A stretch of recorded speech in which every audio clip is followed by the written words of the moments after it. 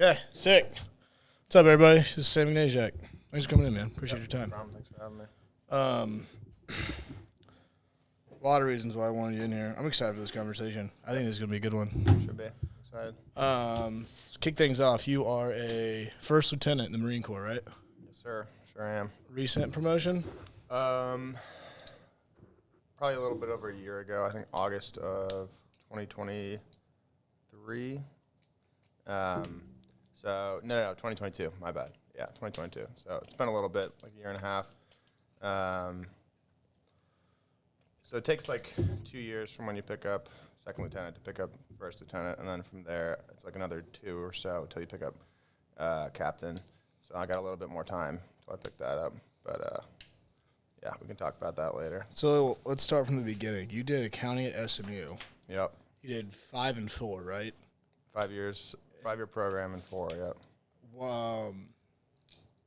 How long after graduation or getting that's your master's? Mm-hmm. Did you finish the CPA? No, I took one of the tests, kind of half-assed it, just to get my parents off my ass, really. Once I finished, just to show them that you're giving some sort of an effort. Yeah, they just wanted to like keep me busy because they didn't have like the vision. They couldn't see the process of like what I had in my mind. I remember I talked to you about it back in like when I graduated and you were working. And I was trying to get them to understand what I wanted to do, and they were just wanting me to like, keep my options open. Sure. Not that they didn't like believe in me that I was going to be able to like do it, but like through OCS, it's not like enlisting, so there's a chance you don't make it through the program, and then if you don't make it, then you're kind of fucked, and you just think you don't. It's not like you sign a contract and you're in. You have to apply basically, you get selected. And then you go to officer candidate school, and then if you don't make it through that, then you're not in the Marine Corps. Whereas enlisted, when they enlist, go to boot camp, you sign a contract, they'll push you through a boot camp. Like, you're going to make it through. Yeah. Really? I didn't know that. They might cycle you through another couple classes to get you through, but once they got you, they kind of got you. Whereas officers, they call it DOR, drop on request. You can quit at any time or not make the cut. Because of grades, leadership, or like disciplinary things, or whatever the case may be, and then at that point they just like kick you out and you're done. For OCS. Yeah. So when was this during at SMU? Did you have the OCS thought, or when did that come about? I'd always wanted to do the Marine Corps because my grandpa was in, and that was like. I do that. I forgot about that. Yeah, he was in World War II as a Marine. And he always attributed a lot of his successes to that. So that was always something that inspired me growing up. And that's cool. And all that. Is this your dad's dad or your mom's dad? My dad's dad. And he passed away like shortly after I commissioned. So I think I was the only one of his like lineage to do it. Mm-hmm. So I feel like he was like, fuck yeah, now I'm good to go. Oh, yeah. Kind of thing. But... What was the original question? What made me start wanting to do it? Like I said, I always kind of wanted to do the Marine Corps in the back of my head. And then after high school, I was talking to my parents about like enlisting. I even talked to a recruiter. And I remember my grandfather was like, fuck no. He's like, that shit sucks. No way. Like, don't enlist. Wow. And not that there's anything, not that that's not a great path for some people. But as a prior enlisted, he was like, if you have the grades, you have the background, go to school, get your education, and then go be an officer if you still want to do it. And, that's 4 years is a long time. So he was like, if you're truly committed, why not just wait a little bit, go get your degree. And then at that point, if you still want to do it, then you can not only have your degree, but you can go be an officer in the Marine Corps. So once he explained that to me, and my dad talked to me about it, it made a little more sense. And then college happened. And, not that it was like a dark time or anything in my life, but health went down the drain a little bit. So I finished. As it does for everybody. Yeah. I finished, put on, a significant amount of weight from freshman to senior year. And at that point, I was like doing the accounting thing. I think my senior year, not my senior, my master's year at SMU, at the business school I did in my MSA, Master's in Accounting, and COVID hit that year. And then I came back oh shit. I hit a couple months into second semester. And at that point, I was like, I don't want to do this fucking CPA thing. So that's when I started working out because I was like, I'm going to try to do the Marine Corps thing. And I think of May of that year, so May of 2020, was the first time I went to the recruiter's office. Oh, okay. Before I had even graduated from the master's program. I think I graduated like shortly after. I don't remember the exact timeline, but I went in with like super long hair. I remember that, yeah. Like overweight still, and the recruiter was like, "Yeah, dude, like maybe get to it, maybe someday." Yeah. And then he told me like, here's the weight standard, here's the amount of pull-ups and running and sit-ups you have to do, and he's like, "Come back whenever you think you're ready for all that." So I didn't do any paperwork that day or anything, and then I just worked out and. It was because that could be like months away. Yeah. Where you were ready for that conversation. Mm-hmm. And I think I came back about 2.5, 3 months later. I dropped like 60 pounds. God damn. Had met all the requirements, and I signed the paperwork that day. And then at that point, it was just an application process. So at that point, they were willing to like accept me and be like, okay, he's invested, taking it seriously in himself, and signed the paperwork that day to apply for the program. And then I got selected on the first board. So you have to like submit this package basically with like what university you went to. You've got letters of recommendation from whoever you think is going to help you get in. And then a few other things, but like the big thing is like your fitness test. Mm-hmm. And I think it's out of 300. I can't remember what my first score I submitted was. I think it was like a 268 or something.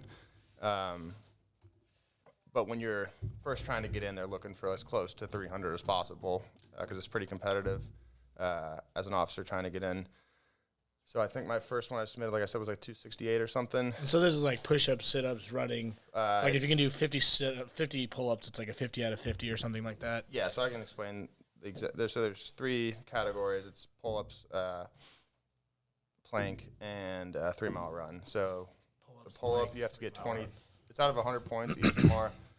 You got to get 23 to get 100 points in pull-ups. The plank, 23 in a row, dead hang. Yep. Yeah, strict dead hang. And like the recruiter's there watching you, and like he makes it as strict as possible because that's how they're going to treat it at OCS. And then the plank, at that point you could still do sit-ups. I can't remember what the sit-up score was, but they've transitioned to plank now. And interesting. Something about it's better for like your back or something. I don't whatever. Know, but I was happy because I was dog shit at sit-ups. So I did the plank, and that was 4 minutes and 20 seconds. Holy hell! Yeah, to get 100 points.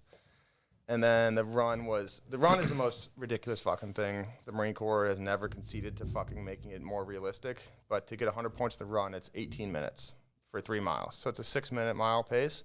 That's which a is like goddamn sprint, just dude. Fucked. Yeah. The best I ever did, my best training I ever did was like 1850 something.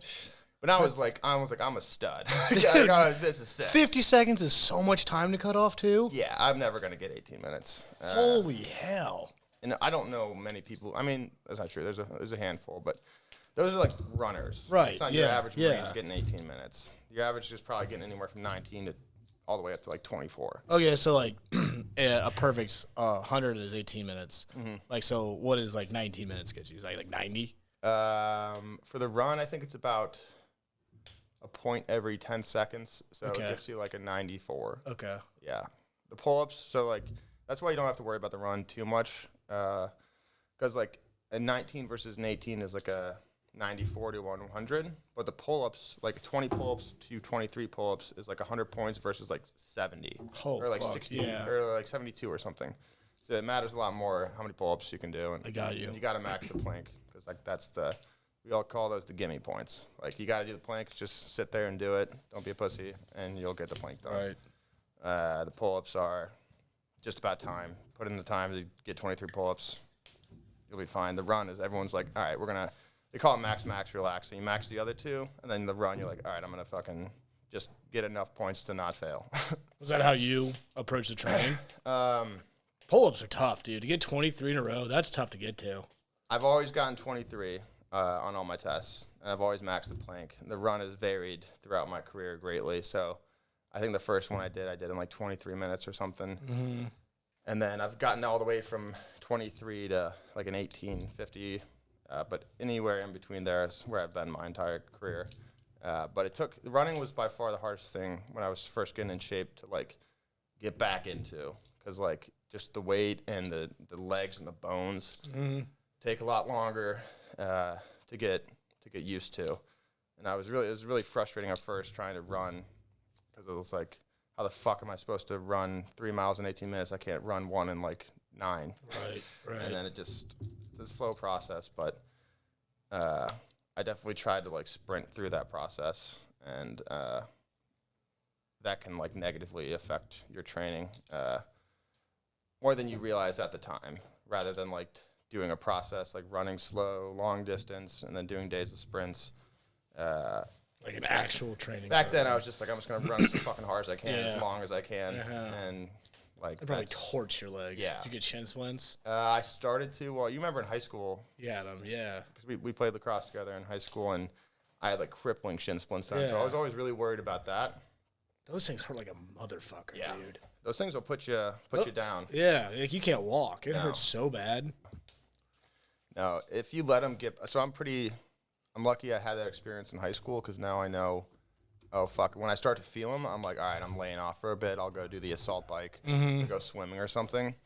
But in high school, I was like I got lacrosse season. I'm not going to stop running. So we just kept doing it, and it got worse and worse and worse. Yeah, literally. And to the point where they had like micro fractures. The shin, like on the X-ray, I remember both my shins had like cracks in them. And Holy I shit. just sit out for like 6 months or something. So yeah, I know about that now. So I didn't ever get them to the point that bad. And once you have them conditioned, it's pretty hard to get them again, unless like you're, running like crazy amount every day. Or a lot of the times, like cleats, like in sports, they are worse because of the cleats. Yeah, true. So I've looked into running shoes and all that, so that's helped a lot. How'd you cut 60 pounds in 3 months? Are you just eating like 1,000 calories a day? No, that would have been great. I was probably. Holy shit. I ate. It's not good. I don't recommend it. Yeah, but I mean, if you got to cut weight, you got to cut weight. That's like Yeah. wrestlers, dude. So- Sit in the sauna with bubble gum and sweatsuits on. Yeah, I got into that a little bit, that kind of method of cutting weight, but obviously that's not, doesn't help you lose fat. That's just for like making a weight. But so for about 2.5, 3 months from when I lost like the 60 pounds, I did like a piece of salmon, so like 200 calories a day, and that was it. Holy shit. So I was negative, because it's just a numbers game. Yeah. I don't know how much, it was like 1,600 calories a pound or something like that. Something like that. So I would just do that in my mind, and I was negative anywhere from like 2,000 to 3,000 calories a day, just based off of like what your body naturally does, and then the workouts I was doing. Because you're probably at like 3,500 calories expended a day, or 4,000 calories expended a day, or something. Yeah, I mean your body naturally burns anywhere from 2 to 3, and then plus the workout. Right. Yeah. So however that was, I mean there were days that wasn't every single day, but I would say like my Monday through Friday was just like 200 calories a day, and then the weekends like sometimes I would drink and stuff, but I was pretty good about the food intake. Like any allowance, just water, black coffee, sparkling water, anything? Yeah, coffee and Okay, what are you doing, like celery, carrots, water. or just salmon? No, it was just like a meat, like a fish or a meat. Jesus, dude, that's nuts. And then some days I would not eat at all. Again, not recommended. Yeah. And I was doing like 2-3 hours on the elliptical when my like you said, when I started to get shin splints again. I was like, all right, I still gotta keep this up. I would go in the pool a lot. And then because I had to get to 225. 225 was my max weight for my height for them to consider me to get in. And I was at like 275, or I don't know, somewhere around there. Were you doing this in that short amount of time because with the Marines and classes you had to get to a certain point by a certain day, and Yes like and you'd have no. to wait until like the next spring or something? So when I started applying, it was the summer of 2020, and there's summer and winter classes. So I was Okay. trying to get into that winter class, that first winter class. So at like 270, I go into the recruiter's offices in May, and the next class picks up, and I think in November or December. So I had that much time. So I just wanted to do as quick as possible. I didn't end up going until the next summer anyway, which is kind of funny, but Really? yeah, because I got accepted my first application. I got accepted to go, but it was like a deferred. So it's like, hey, you're for sure locked in for summer, but if somebody gets COVID or something weird, because it was COVID time, we'll put you in the December class. So they're like, you're accepted, but we're gonna defer you to the next one.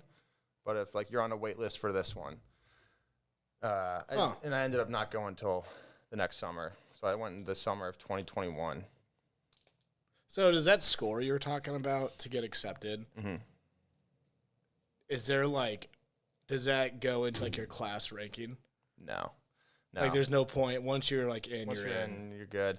You get ranked at OCS. They like every week on a piece of paper. They put it on the frickin' I forgot, somewhere in the Like the cafeteria window or some shit. I'm blanking on the words. Bad Marine. I should know what this means, or I should remember this. But basically, where you sleep, where all the fucking bunks are, like the barracks, kind of. Yeah. But they call it something different at OCS because it's like boot camp style. But they post it on the wall in your room basically every week, and then you can see where you're standing in the class, and you can kind of see who's gonna fucking not make it and who's gonna make it. And Well, that's cutthroat. Because it kind of has to be. yeah. The first couple weeks, I mean, I even had some, the first couple weeks, especially, because it's all these college kids. Right. You know, my roommate, or my bunk mate, you're all in the same fucking room as the platoon on each side. Were there 60 of you in there or something? I think 30. So there's like a hallway with bunks on each corridor, and then there's a wall here, and then the next platoon is here. And I was on this side, and I think my bunk mate played D1 football at Washington. Whoa. I think he was a middle linebacker. Like Bearcats or Wildcats Washington? Yeah, that Washington. And he was physical stud, right? Yeah. You think like this, the first time I saw him, I was like, this guy's going to be good.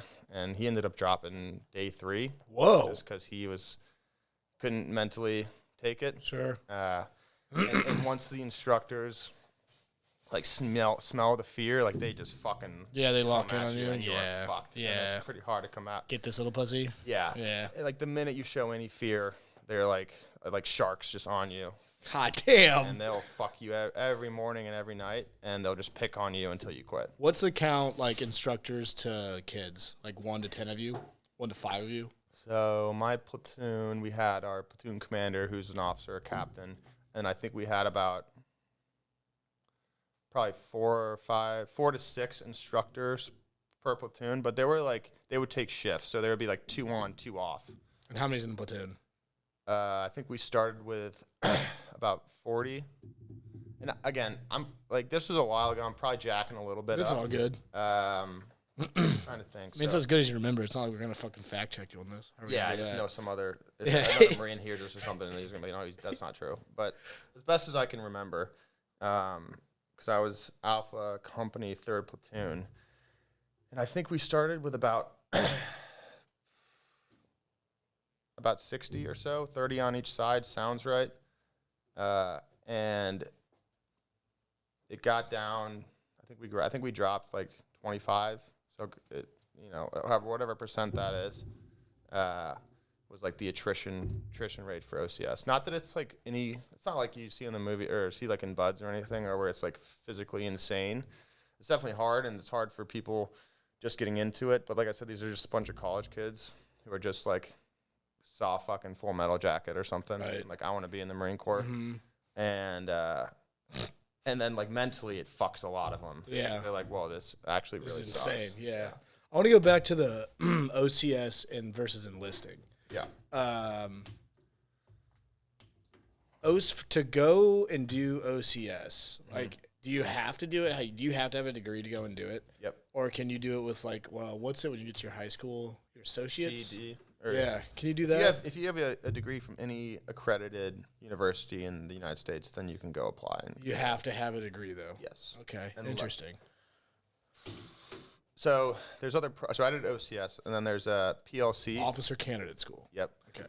And at the same place, there's programs called like Platoon Leaders Course, where you can go in the summers of your college year. So you can either after your freshman, sophomore, junior year, you can go for a summer and do half of it, and then you come back the next summer and complete it, which always seemed fucking awful to me because it's like, yeah, fuck that. Yeah, in college, I don't want to go for That's the last thing I'm spend my do. summer getting fucked on in Quantico, dude. and then the next summer again, right after pledgeship, no fucking thing. Yeah, well, yeah, we can get into that too. But that always sounded awful to me. But so like they don't have their degree yet, but the Marine Corps invested in them because they know they're going to get their degree. Sure.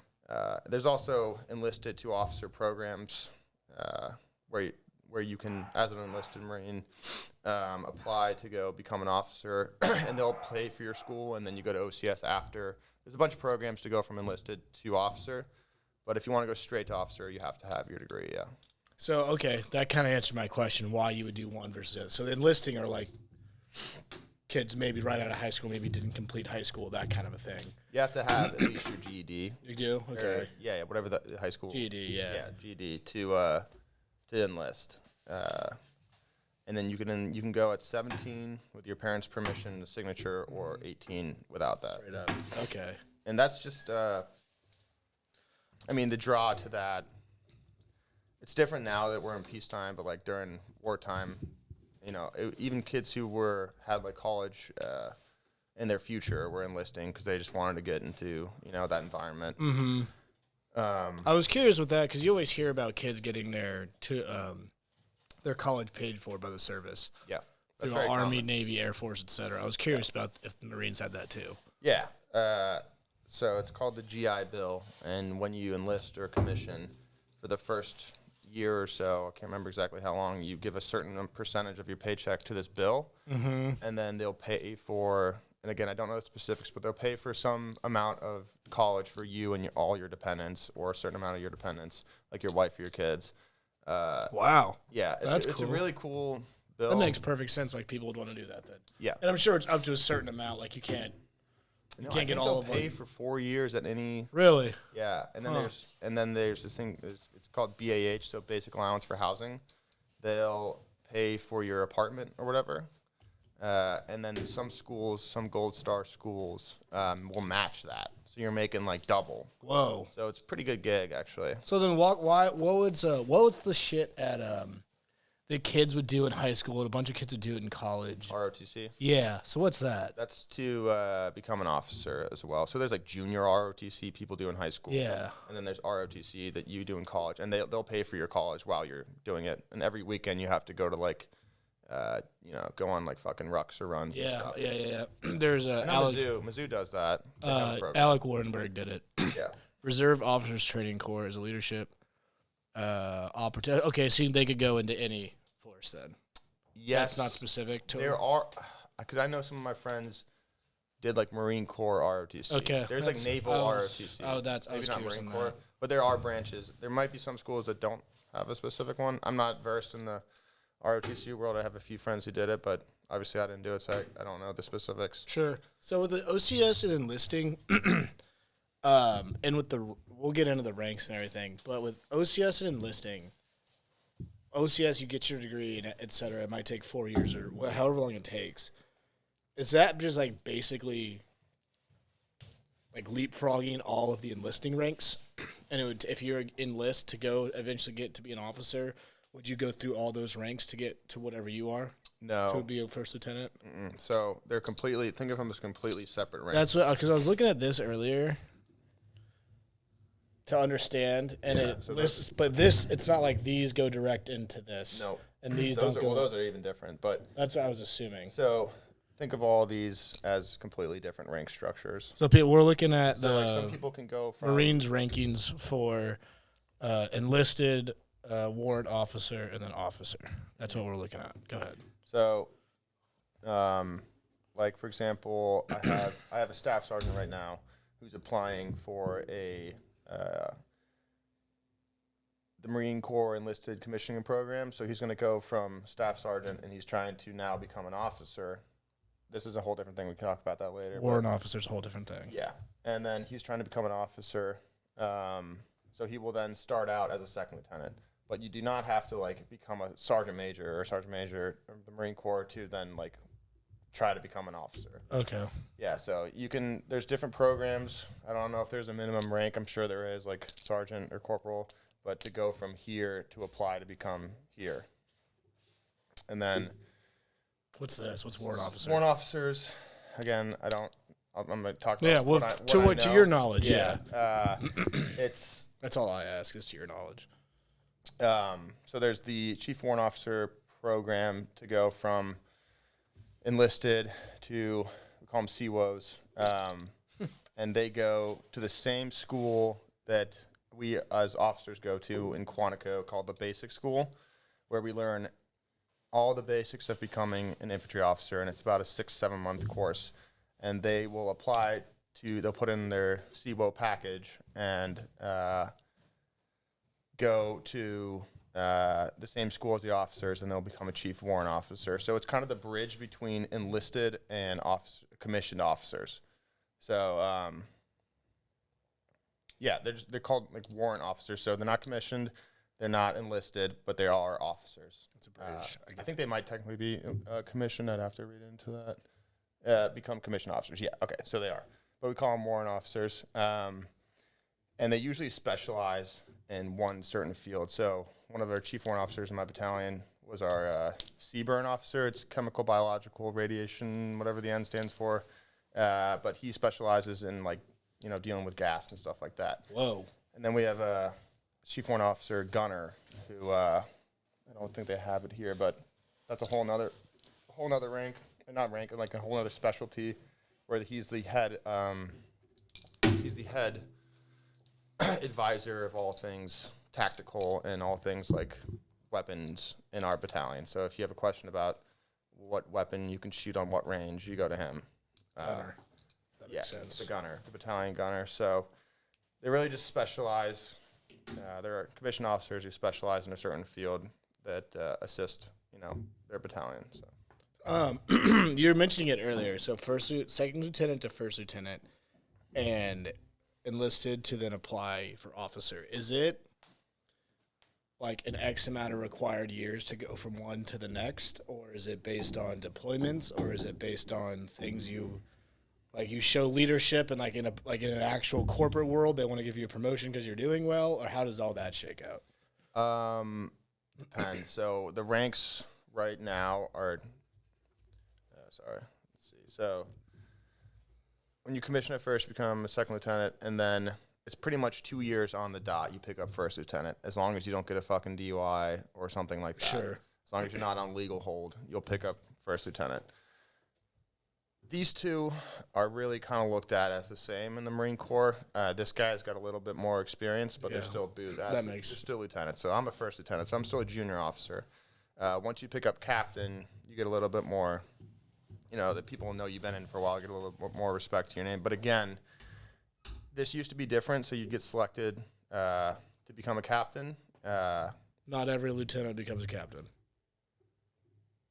So that's where it gets a little weird. Nowadays, basically, you can become a first lieutenant to a captain as long as you're not on legal hold. But it didn't used to be like that. So now it's called, I'm going to fuck this up again, but basically you get put on a board and you get selected to become captain or not. Oh, shit. Yeah, but it used to be a much bigger deal. Like, there weren't, like, sometimes first lieutenants would get passed over from other ones. But now, because of the small numbers in the Marine Corps, 90 to 99% will get selected to become captain. So, like, I just got selected, so I'll pick up captain in 2020, probably around August of 2025. Sick. So probably like anywhere from like 8 months to a year, I'll pick up. And then major is like you go on a legitimate board, and then it's like, is this guy good? Major feels like a big deal. Yeah, that's when you become like So these are company commanders, and then these are like field grade officers, they call them. So like as a captain, you're still you're still a company commander, and you're like leading your company, going to all the training events with them. Once you pick up major, you're more of like you kind of go to more of like an administrative role and specialized warfare kind of advisor. So that there is a board, and then it gets just way harder and harder to pick up each one. So like colonel, so major like general. lieutenant colonel is my. Don't we only have like a handful of 5-star We've generals? only got a handful of generals in general, for lack of a better word. But not only like there are a lot of lieutenants, and then every time, so a lot of first lieutenants, and then a lot of them get out. So the Marine Corps is like hurting for retention. So they're like, hey, we'll promote you to captain, stay in, and then captain and major is like.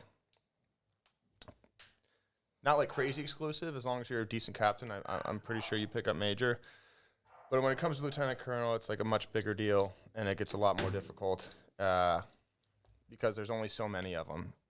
And I know you have to get selected on a board against like your peers who are all super competitive at that point because they're all experienced officers who have gone through a lot, and you just pretty much get pit up against other people, and then a board of like higher ranking officers selects who's going to get picked up.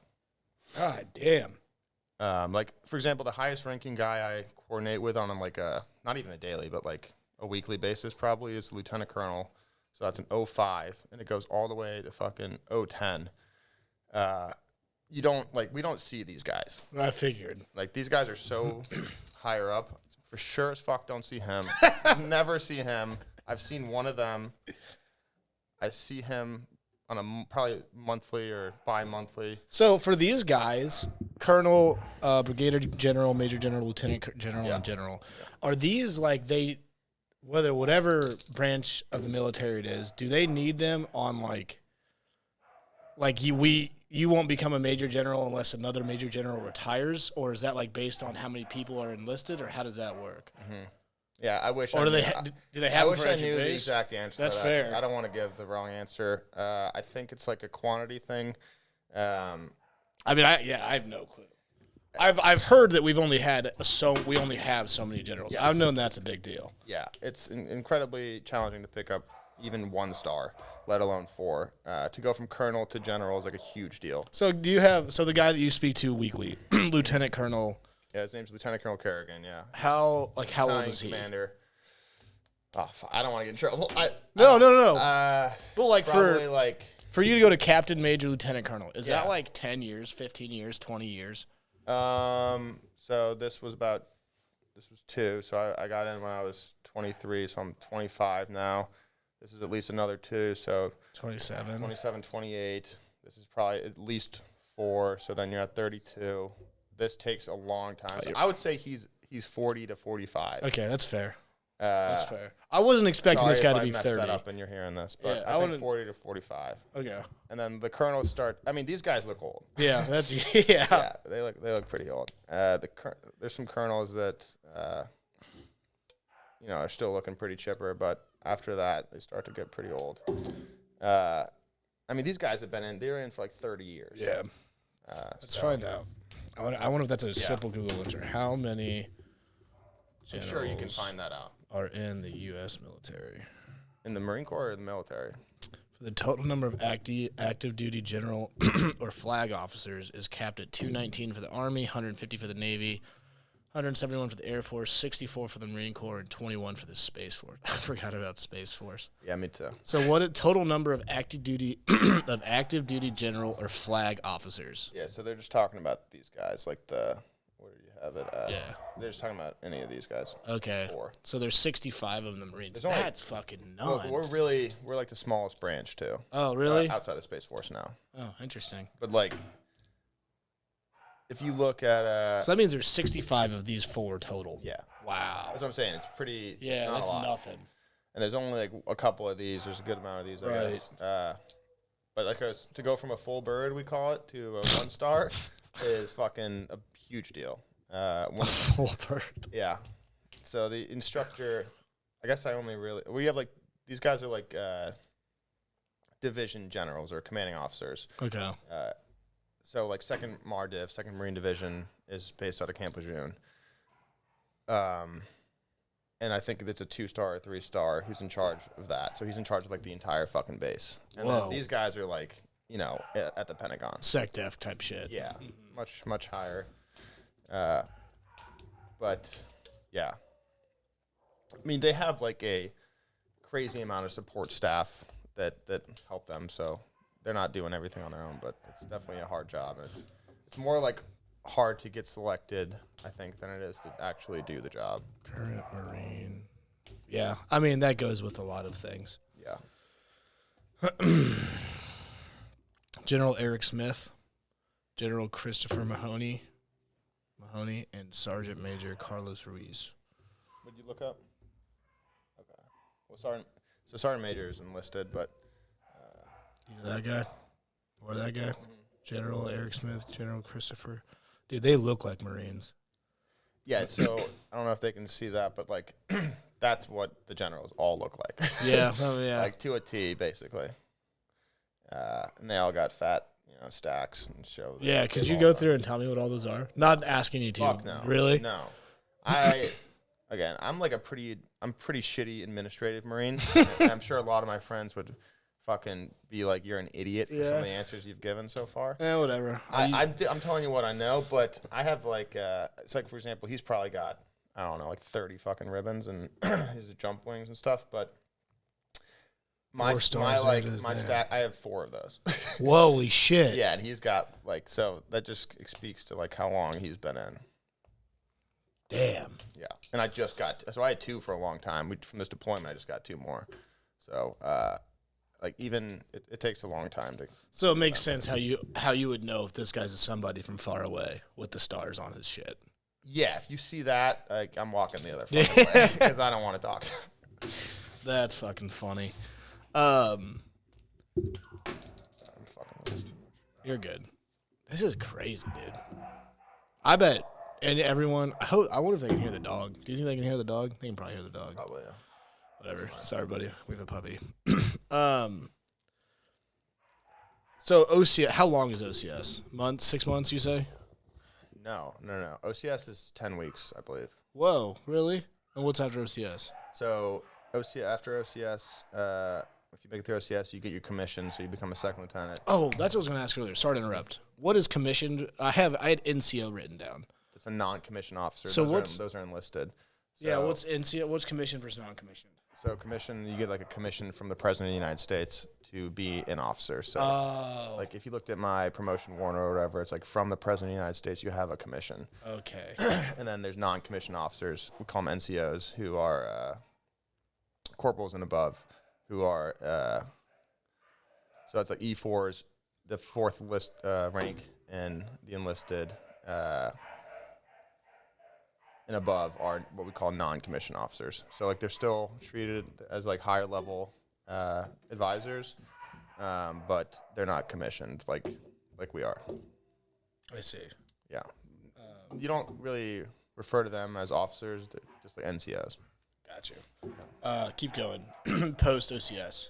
Okay, yeah. So OCS, you get your commission, you become a 2nd lieutenant, and then depends on what program you did, but for me, for example, I went straight from OCS. The next fucking day, I checked into TBS, which is in Quantico as well. Like right across the fucking street is the school called the Basic School, where every single lieutenant who's ever been in the Marine Corps has to go through. It's like a 6-month school where you learn the basics of like land navigation, marksmanship, explosives, all that shit. The Marine Corps is pretty unique in that. Not the other branches like don't really do that. So you go to OCS and then you kind of, I'm sure there's some other small schools, but you kind of just then get like stationed or go to your specialty school or whatever the case may be. But for Marine Corps officers, we all get trained to be, they call it a provisional rifle platoon commander. So provisional rifle platoon. So like you're not an infantry officer, like an infantry Marine, but you're a provisional one. So if something was to happen, any officer you ever see could get put in combat as a platoon leader and be okay. Oh. based off of this school. Yeah, I got We you. always say every Marine's a rifleman. So like every single Marine you ever see as an officer has gone through the exact same training at the basic level to the point where they could get put in a spot and lead a platoon, no matter what specialty they have. That's a good thing. That feels like a really good thing. Yeah, and it's unique, and it's really good school. 10 weeks. That's, At OCS. Yeah. TBS is 6 months. Okay. And then... What does TBS stand for? The basic school. Oh, okay. Learning the basics of becoming an infantry officer. And at that school, you have they call it SPC, a Staff Platoon Commander. So it's an officer who's already been through the program and had a couple deployments probably. And they are in charge of a platoon of Marines who are at the basic school. So we're all officers, like junior, second lieutenants, and then we have a captain in charge of us. So he's teaching us the ropes, telling us all his experiences and whatnot. And during that process, you're telling him what specialty you want to go into. So whether it's like infantry, which is what I did, or combat engineer, like blowing up stuff, building bridges, stuff like that, logistics. There's a whole list of specialties you can go into. But the one that like most of the guys want is infantry. So I let that be known to him like pretty early. That's what I wanted, like the only thing I wanted to do. And then throughout the program, you get ranked, and then at the end of the school, based off your ranking and based off your preferences, they'll put you in whatever specialty they feel fit. So like you give them your preferences, but like at the end of the day, they can give you your bottom preference, and they don't give a fuck. It's like nice. Whatever their attitude is for that day. They call it the needs in the Marine Corps. So they let you know that pretty early. Whatever they need is what they're going to get. They don't really care about what you want. They'll take it into consideration, but I got lucky. Just kind of make you feel good that you might have an option. Yeah. And or you might have a choice. This philosophy kind of, the way they do it is kind of fucked. So they break the class into 3 tiers. So there's top third, second third, and then bottom third.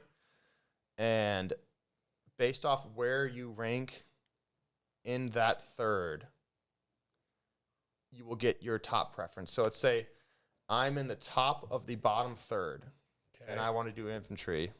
I have a better chance of getting infantry than the guy in the bottom of the top third. So that's wild. That's how they even out talent. So they don't have all the top guys going infantry. Because it's like, otherwise all the other MOSs would suck. Yeah, I got you. So it's a shitty program for like us. Yeah. Because you're like, hey, I'm going to try to be really competitive. And let's say you make it in the middle of the top third. And some dickhead in the bottom or the top third is beating you out because he, didn't really give a fuck, but he just placed out in the right spot.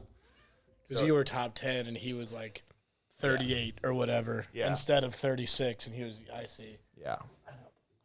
So like I was kind of freaking out when I was in the top third, but I wasn't like, the top third. Mm-hmm. So I think I was like, I can't remember my exact number, like 30 or something.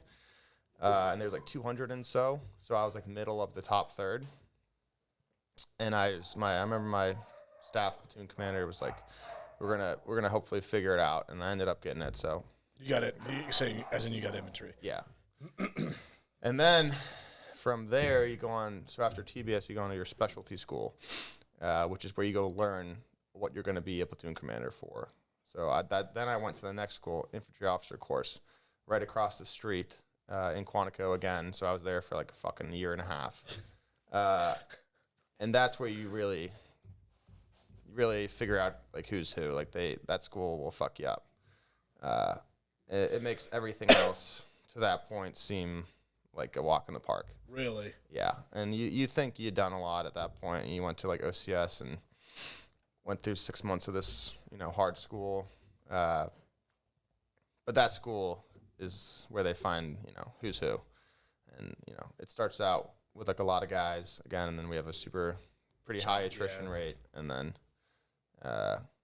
you left with the final product, and it's a pretty good product. They call it the most lethal platoon in the Marine Corps at the time, because we're all coming out of we're all in our best shape, and we've been training for over a year now. We all made it through the school, and then we're all motivated, and then you get your then they tell you where you're gonna get stationed, and then you go back, and you're super motivated to like check into your unit, and then you get treated like shit again, and you're back at the bottom. But it's good. It's good. But no, that school is. I would put that school against any school in the DoD as far as putting training officers to be what they need to be and what they're supposed to be. I mean, that's, as far as I'm concerned, that's good to hear. That's exactly what I'd want. Yeah. I mean, they have to do that. They can't just let everyone fucking fly through there. No. And it doesn't have like a crazy, like a BUDS level attrition rate, but you got to think about these kids are, they got selected to go to OCS. They made it through OCS. They made it through TBS, and then they got selected to go specifically to IOC. So it's a high-level caliber Marine already, right? Who goes to that school. The top of the and top. And then they drop like another 50. Right. So it's already like, it's not a crazy number of people, but you're pulling from a pool of highly qualified people. So when these kids get dropped, cut, however you want to say it, are they just like, they're not done with the Marines? No, at that point you're already commissioned, so they'll switch you to another specialty. What happens if you go through like 5 specialties and you're not? I mean, I haven't heard of it. Like they'll figure it out, I would assume? No, sometimes they do kind of phase you out, but that's pretty rare. They will usually figure it out. There's an MOS for everybody. Like they'll get you in somewhere. So these specialties and like what you're saying right now, how many are there? Whatever they are. Fuck. They're 10, 15, 20, like 15 40? to 20 probably. Okay. I mean, I don't imagine. Some cool ones like artillery. Right. You'll be an artillery officer. Like what? Medical and then mechanics. So medical is all run by the Navy. The Marine Corps has no medical professions. Really? So that's why. So the Marine Corps is technically a branch of the Navy. I didn't know that either. Mm-hmm. So all of our medical is handled by the Navy. I think my mom's old neighbor got her med school paid for by the Navy. Yeah, maybe. I think so. But yeah, we have a long history with the Navy corpsmen. Going back to forever, because we never had a Navy, we never had a medical team really. So like all the movies you see, the people like the corpsmen taking care of Marines, they're all Navy guys. Huh. Yeah. Why'd you pick infantry? I was always gonna do that basically, because like at least at that point in my like little fucking motivated brain, I was like, that's the hardest thing to do. So that's kind of why I picked that. I mean, it's turned out to be great anyway. Because not only was it the hardest thing to do, but it's got like the highest level of like,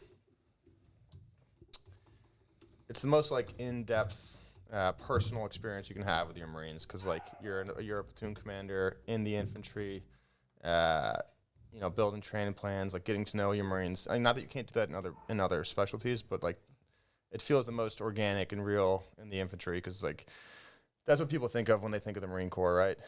Everyone thinks that they're just out there shooting all the time, and like a lot of specialties aren't. But as platoon commander, you're really at a personal level with your Marines, and especially in the infantry. So I like it, like for that reason. I feel like you get to test your leadership skills a lot more than some other specialties where you don't have as many Marines that you're in charge of. So how at what part of the process did you figure that out? Like, do they give you like one day to like learn about this one, another day to learn about the next one? Yeah. So at the basic school at TBS, that's pretty much why it exists. Not only to train.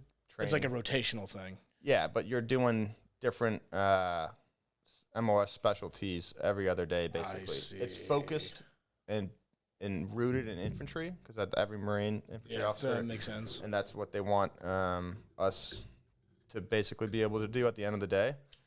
But you learn about every single specialty. And as an infantry officer, you really have to compile all the specialties anyway. So like I had to know things about artillery, combat engineering, not a lot, but like a little bit. So what does combat engineering mean? You're dealing with explosives. Okay, sure. Yeah. And they also like build like bridges and stuff like that. Think about like FOBs. Those are two crazy parallels. Forward operating bases. They were the ones who were like constructed the bases. Oh shit! Okay. Yeah, because they have the dozers, the big fucking cranes and shit like that. Yeah, but they deal with explosives and like constructive stuff. I don't know. Engineers. Yeah. It was either Someone in my family was in, I think he was in the Army. They were a mechanic. I don't know. Someone served in World War II. The Army has a fuck ton more than we do. Maybe that's what It's a lot more options than we do. I don't know if it was my dad's dad or my dad's grandpa. I never met my dad's dad, but in his basement he has, whoever it is, a flag in like a wooden case displayed. Like his unit? Mm-hmm. Nice. I don't know who it is. His dad died when he was like 12 or 14. So he could have. So that means my dad was 16. So he would have died in the 80s. And he was like 60-something, 50, probably 60-something. So I would put him in 20. So he could have served. He could have been in World War II then. Definitely, yeah. Yeah, for sure. I don't know. But yeah. So that's with the mental and physical. Obviously, everything's the whole mental thing. Mm-hmm. I want to know what's like. So going back to when you lost all the weight and what you do now and stuff, because you have to stay seemingly fit. Mm-hmm. What is like? Is there like a Marine actual training program? I'm sure they're like how they glorify it in movies, where you guys are fucking lifting shirtless by the barracks. I mean, so there's like a strict program when you're going through boot camp or OCS, but like once you get out, I mean, there are programs, but like I would say the average Marine just like fucking goes on runs and works out. And really? Shit. Like as a platoon commander, you're in charge of kind of like training your Marines. So like, I mean, just the basic shit, taking them on runs, rucking, you know, with like weight on your back. I like doing those. Yeah. Swimming. Because I always see these like you know, it's like clickbait shit on YouTube or Instagram, whatever, where it's like Marine or Army inspired workout. And they're doing this crazy shit. I'm like, I know for a fact those guys don't do that stuff. Yeah, it's probably you know, it's either pulled from like a boot camp program or something, or like a special operations program, or it's just like completely fake. Not that like people. I'm just trying to be like real here. Like, not that people don't do that, but like I would say your average, you know, Marine platoon or you know, platoon commander, we're just like we're just doing the basics. We're like going on runs, swimming, push-ups, sit-ups, pull-ups. Sit-ups, pull-ups. Yeah. You know, some people lift. But like the biggest thing is like really cardio. Like you got to be able to run or you're kind of ineffective at your job. Do they have like semi-annual, biannual like physical check-ins on you guys? Like could you balloon up to 300 pounds? No. So it's semi or whatever the fucking semi-annual, I think twice a year. Twice a year, yeah. They have you have to weigh in. And then you do a fitness test. So in the summer, from December to July, you have to do a PFT, a physical fitness test, which is the pull-ups that I talked about and the running and the sit-ups. And if you fail that, you get put on like probation. And then if you fail it again, you get like kicked out. Whoa, holy shit. And then during the winter, you do a CFT, a combat fitness test, which is like a sprint and like ammo can lifts and then like a little modified like course where you like carry your buddy over your back and stuff like that. So every year, every 6 months you do some kind of fitness test and you get weighed in and you can get put on probation for failing either or. And you will get kicked out if you fail it twice. And so they'll put you on probation, like, hey, they'll put you on a program, like a weight loss program or whatever if you don't make it. And you continue to go, they call it BCP, body composition program. Basically just the fat Marines. If you don't make it, can't get back into shape or whatever, then they'll phase you out. What does probation entail? It's the BCP program. So you're on a program where they weigh you like every week. Holy shit. And they'll go on like this monitor, like the body monitor. Where it tells you your fat percentage. And they'll put you on a workout program. That's one of the things that I like love about the Marine Corps. And it's the last place in fucking modern society where you can just like, hey, dude, you're fat. Get in shape. Like, you're right. Don't care. Right. Don't take this personally. Like, you signed up to do this job. So you like, better be fit. Yeah. Yeah. I think it's great. I agree. I mean, it's the same thing like when you see a fat cop. No offense to fat cops. Yeah. I don't, fuck it. Yeah. But it's like, you probably can't run somebody down, buddy. Yeah. I mean, there's. Yeah. I mean, and if you can't run out of something, you sure shit not carrying me out of something. Yeah. I think there's something to be said with just like, you know, you signed up and you agreed to this, you know, stick to it or like go find another fucking job. I feel like though it So other branches you can be fat as fuck. with everything you go through, I feel like it's just and everything you have to do in preparation and like all the training and stuff. I feel like that probably wouldn't happen very often. It's just like instilled in you. No, Really? No, it happens all the time. God damn, that's There's crazy. some fat Marines. I mean, I think we're the best branch of not doing that by far. And we do like straight up, we do like shame. We're like, hey, you looking fat today. Yeah. Like, you got to get your life together. Look a little big there, buddy. Yeah. It's great. Like I got a little chunky before deployment, and I remember like I was like, all right, I'm gonna take my time on deployment and just like get back into it. But I mean, that's what you need. Like you need people checking you, and the Marine Corps is great at that. And they're like, not only will they tell you, but they'll like fucking start paperwork on your ass if you get too fat. Wow. That's what I meant by like the probation. Yeah. So they'll Why do you say that about the Marines, like versus the other forces? they just don't. They don't. Do they have the check-ins or anything? They do. I can't speak on the specifics of them, but it's not to the same standard. Like our PFT, our fitness test is the hardest by far, and our adherence to our weight standard is the best. Because we need to be we always, you know, we claim we're the fittest and whatnot. So the weight standard, I'm sure it's some like, what are you, 6'4"? 6'4", my max is 225. And so for someone that's 6'3", it's 220 or 215. Like that. Okay, Yeah, I got you. So there's a caveat to that. If you run a certain score on both your PFT and your CFT, I think it's 285 out of 300 on both of them, then you're wavered. Because they're like, I don't give a fuck how big you are. If you can do that much stuff, then you're good. Dude, they're already like freaks, like 6'8", 300-pound freaks. Yeah, I have a buddy. I mean, you got to be one of the bigger guys.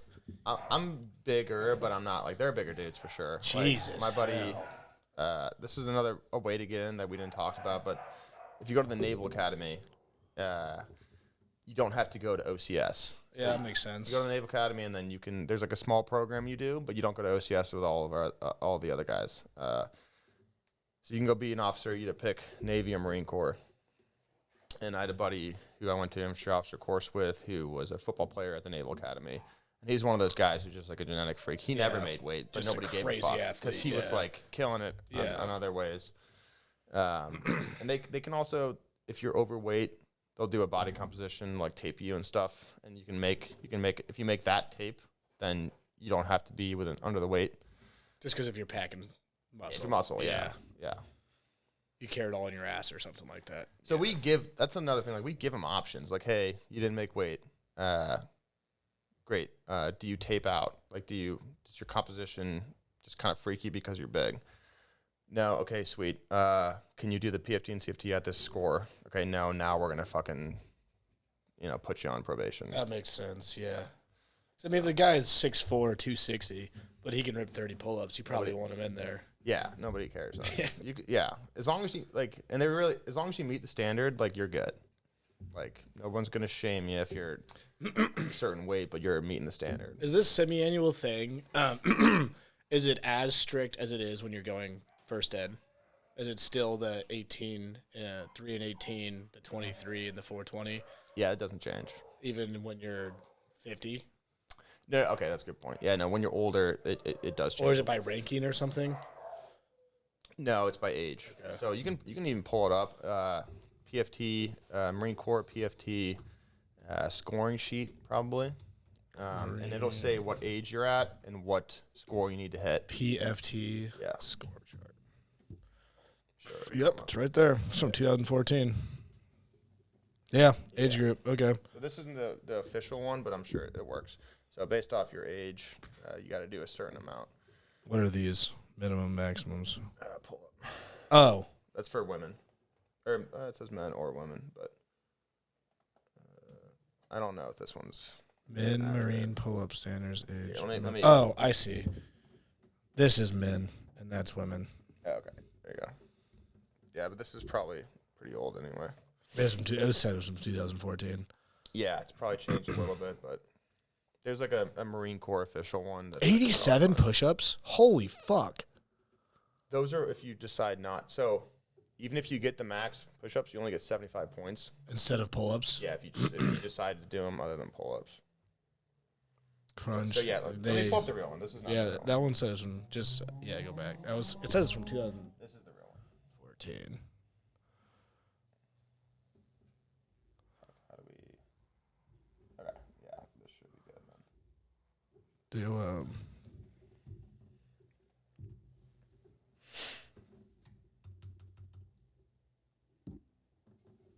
Oh no, this isn't it either. 1 second. That's it. That seems like it. No, it says push-up, pull-up hybrid test. Oh. That's not the official one. The dog finally shut up. I wonder if Britt's gone. She's probably gone by now. Holy shit, CeeDee Lamb's out for season. I've missed call from my boss. You want to take a break? So you can take it? No, that's a long conversation. Oh, you want to call afterwards? Okay, yeah, this one.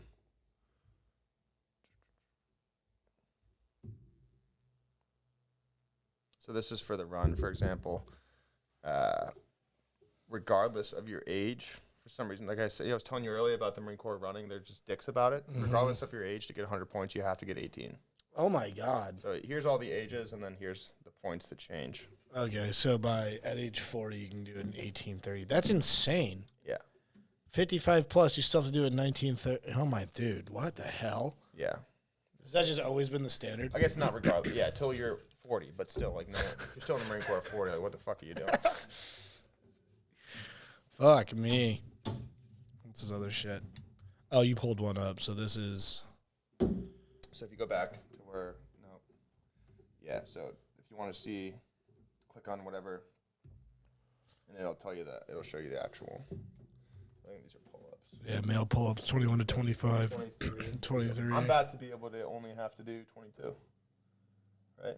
Because I'm about to be, no. Nope, I'll be there for a while. Remember? Yep, until you're 35. Yeah. And at 36, you can go down to 21. Yeah. And you can't go down to 18 until you're 51. That is fucking crazy. That makes sense. I mean, everyone you see that's in the forces, they fit as hell. Mm-hmm. Well, that I see. I had a follow-up on question on that from earlier. I don't know either. Am I allowed to ask about your deployment? Mm-hmm. Just say no if you can't answer it. Sure. You got back a couple weeks ago, a month ago. Yeah, about a month ago. How long were you gone? In total, about 8 months. Where were you? Roughly. So. Or just say no. No. We were in the Mediterranean Sea for most of our time. That's not a secret. That's been on fucking Fox News. Right. We started out off the coast of the U.S. in North Carolina. Got on a Navy ship called the USS New York. You can look it up. It's a crazy looking boat. Yeah, and we were part of a Marine Expeditionary Unit, so there were a total of 3 ships, the USS New York, the USS Oak Hill, and then the Wasp. So, like, it's kind of tiered. So there's, like, the big-ass one, which is the Wasp, which has, like, an aircraft carrier. Then there's what do I search? Wasp? USS Wasp. But 3 ships deployed together. With that thing. With a bunch of Marines on them. Yeah. Mm-hmm. And then we did our transatlantic, they call it transatlantic, across the Atlantic Ocean. How long did that take? I want to say, like, to get over to, like, land and across the sea? I want to say, like, 10 days. We went north up towards Maine and then over. Don't know exactly why. Something about the currents or something. I don't know. Sure. Yeah, but I'm not a fucking Navy sailor, so. And then we did some operations with a lot of NATO allies, not like, combat operation, just like training together in various countries throughout the Baltic region. And then we went to the Mediterranean because of heightened stuff over there, and we're just kind of floating around there for a while, for about like 6 months or so. And when you're over there, when you're on said deployment, because they can get extended. Yeah, we were actually pretty close to getting extended. When you're over there, is there like a set? You guys are getting deployed for 6 months, or you guys are getting sent over there to resolve X, and you're not coming home until X is resolved, or we see. Depends on the deployment. Right now, it's we did have a date, like rough date. I think it was no later than November 21st or something. That they wanted everybody back. Maybe not. I mean, it was before Christmas. Yeah. I don't know exactly because not everybody made it back for Thanksgiving. Because I got to come back early because my current job and requires me to do a lot of the administrative stuff. So I was setting up for all the Marines to get back. But regardless of that,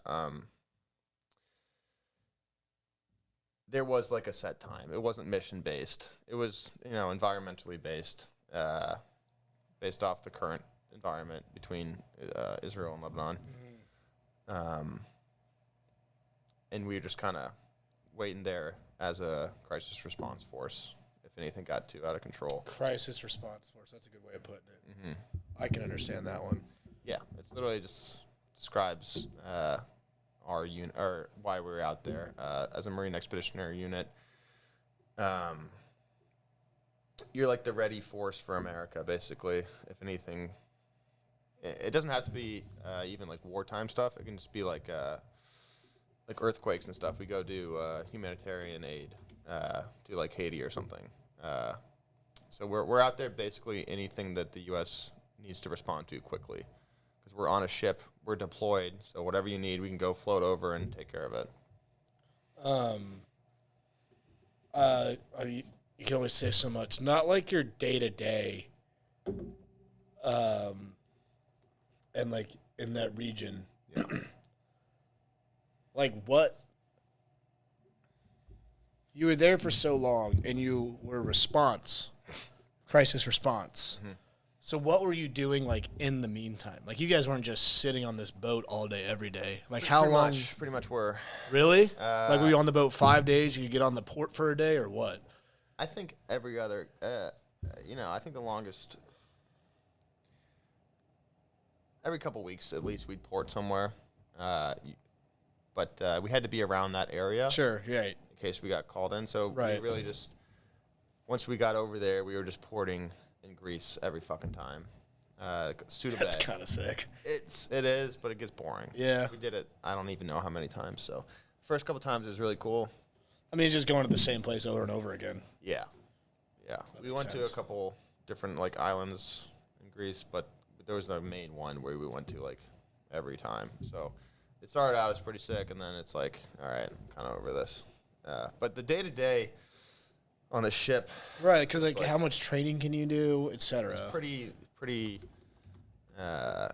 limited because there's only so much space on the ship to do training. There was the flight deck where we had our CH-53s. We had 4 CH-53s on our ship. What's that? Helicopter? Big-ass fucking troop transport helicopter. Big dual chopper thing? Mm-hmm. Damn, that's sweet. But we could shoot weapons off the flight deck. Into the water? Over the water, and then, they fly into the water. But you can only do that so often because the helicopters need to also get their training in. So you have to, like, deconflict with the Navy and the Marine Corps helicopters and our guys. So I'd say, like, at least a couple times a month, though, we got to go out there and shoot. And then, working out. There was, like, four or five gyms on the ship.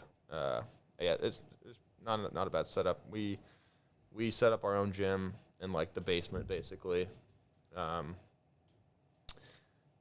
With, like, squat racks and shit? Yeah. We brought our own gym. No way. We kind of figured the Navy ones were kind of going to be trash, so we set up. Were they? Own. No, they weren't bad. They weren't great. It's probably just been on the boat forever. Yeah. But we set up our own gym, and just where I would go every morning.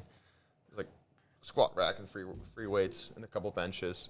I mean, you could pretty much do anything with that. And then we had like wrestling mats where people would fight and stuff. Was it whatever the ratio is, Marines to do you call them midshipmen? Navy men? No. Midshipmen are people at the academy who are waiting. They're just people at the Naval Academy. Seaman. Just call them like, yeah, I guess that's a word for them. Well, the Marines and Navy guys, like, whatever the ratio is. There's more of them than us. Do you guys like butt heads? Depends on what ship you're on. Our ship was pretty good, honestly. We didn't butt heads too much, but I know there were some other ships that weren't as great. Yeah, because we're living on their ship. But is this because of like kids being hotheads or like actual Marine? Because you said the Marines are part of the Navy, but is it like a Marine versus Navy kind of a thing? It can be. It's basically like we're guests on the ship, and they get mad when we fuck their shit up, Yeah, which we sense. do all the fucking time. Yeah. Like we clog the toilets, we flush shit down the toilet we shouldn't, and they get mad at us for that. But my specific ship was like pretty good relationship wise, other than just the basic. You know, Marines were flushing like baby wipes down the toilets, and it just fucks the whole ship up. Damn. And they just kept doing it. Damn. And there's other stuff like being loud and just like leaving trash around. Yeah, just typical bullshit. And like, yeah, so like we are part of the Navy, but in like almost every other way we're not. Like this is one of the few times we work with them on a regular basis. Is if you go on a MEU and you're on a ship. What's a MEU? Marine Expeditionary Unit, which is the deployment. I just went off on the 24th MEU. So there's like different MEUs that go out different times of the year. There's a West Coast and East Coast one.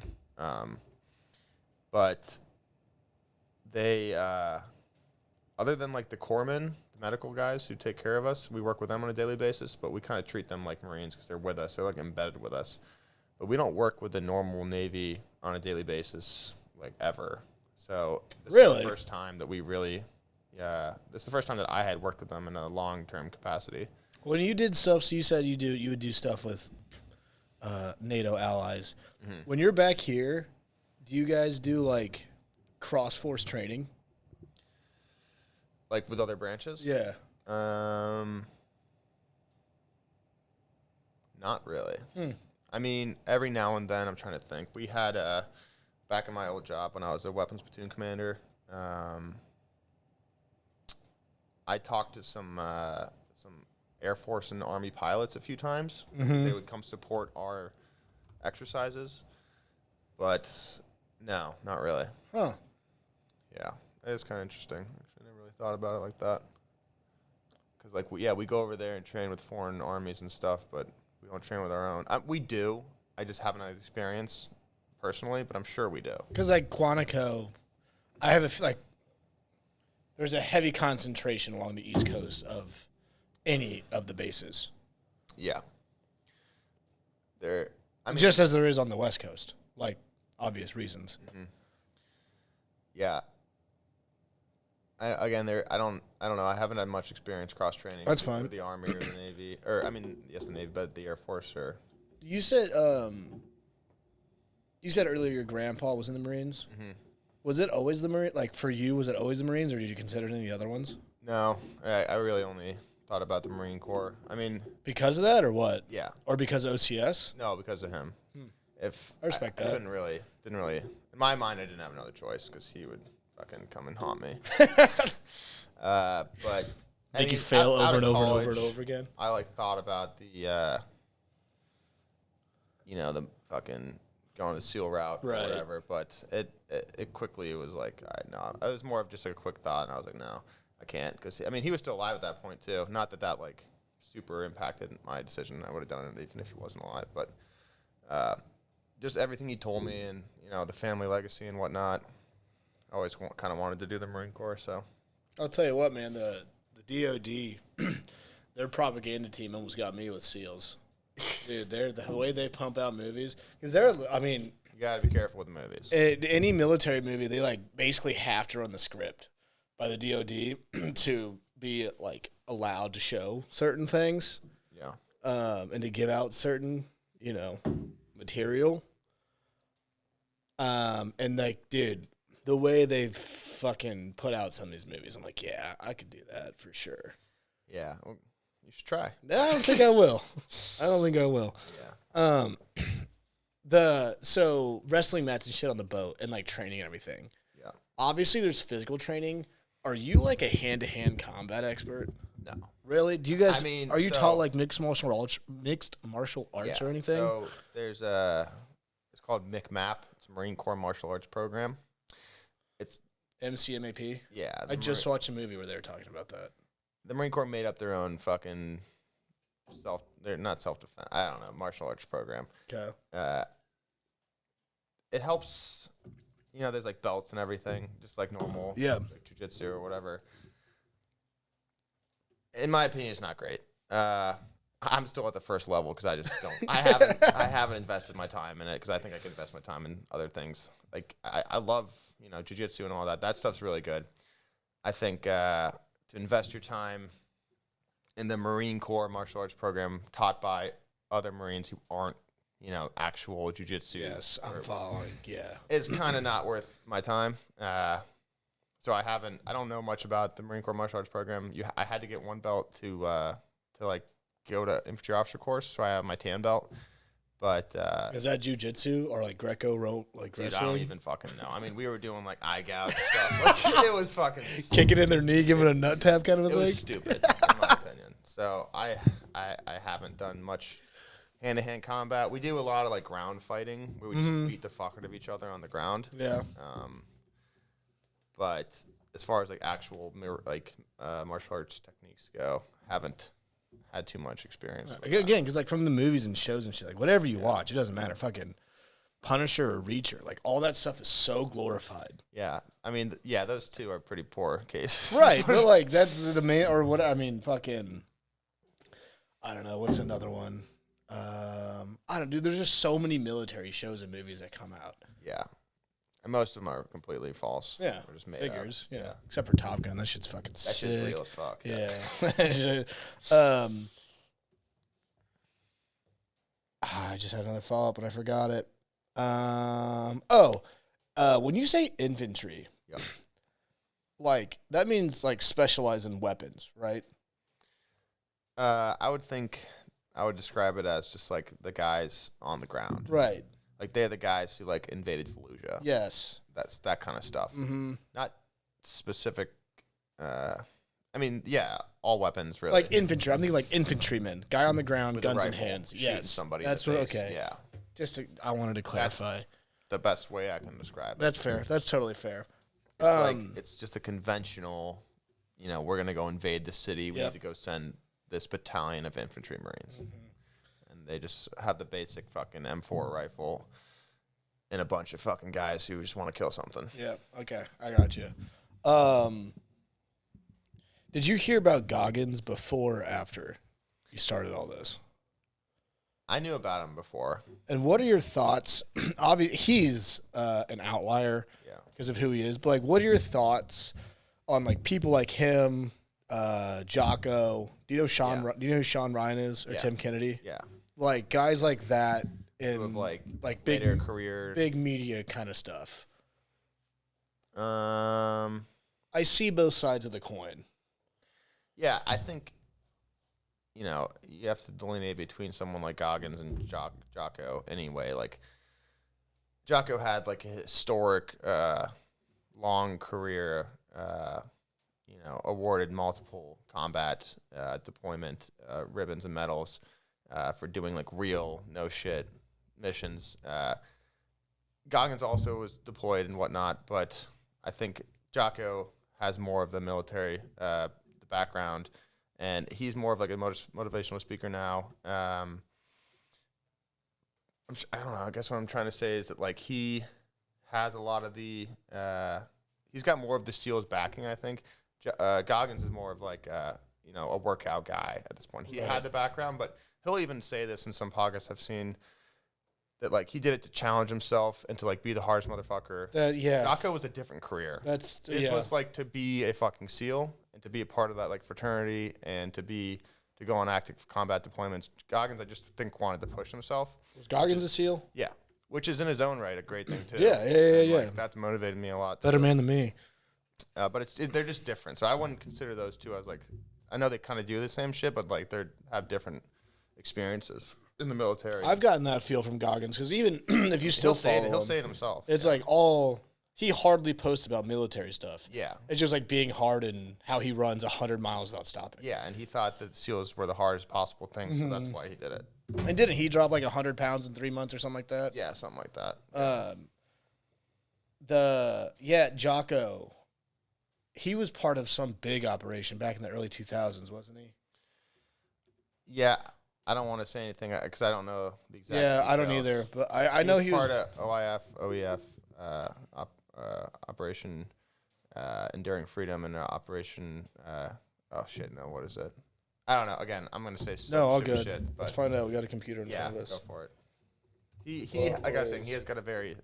Cause he's old. Yeah. Like he was doing shit a while ago. Mm-hmm. A part of. Nope, not what I wanted. Not what I wanted. He was on SEAL Team 3. I would just look up Jocko Willink deployments.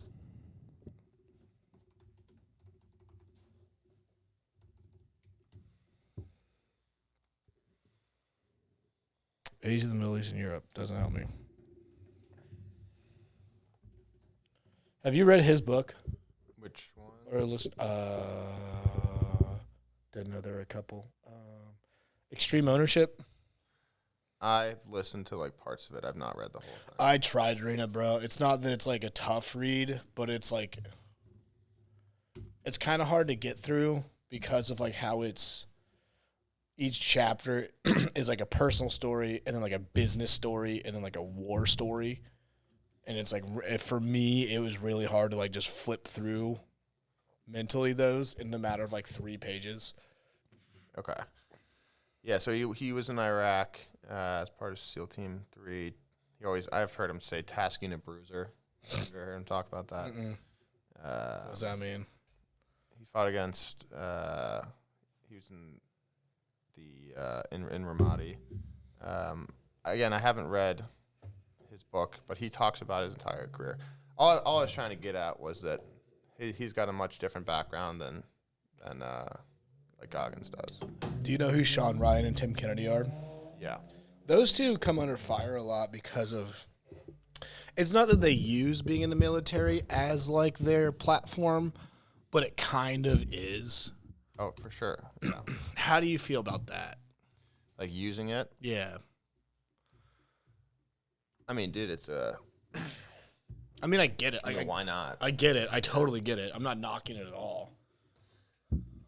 I mean, it gives you, accreditation, basically. Mm-hmm. People know, especially if you were a SEAL, it's like, you kind of know what you're talking about.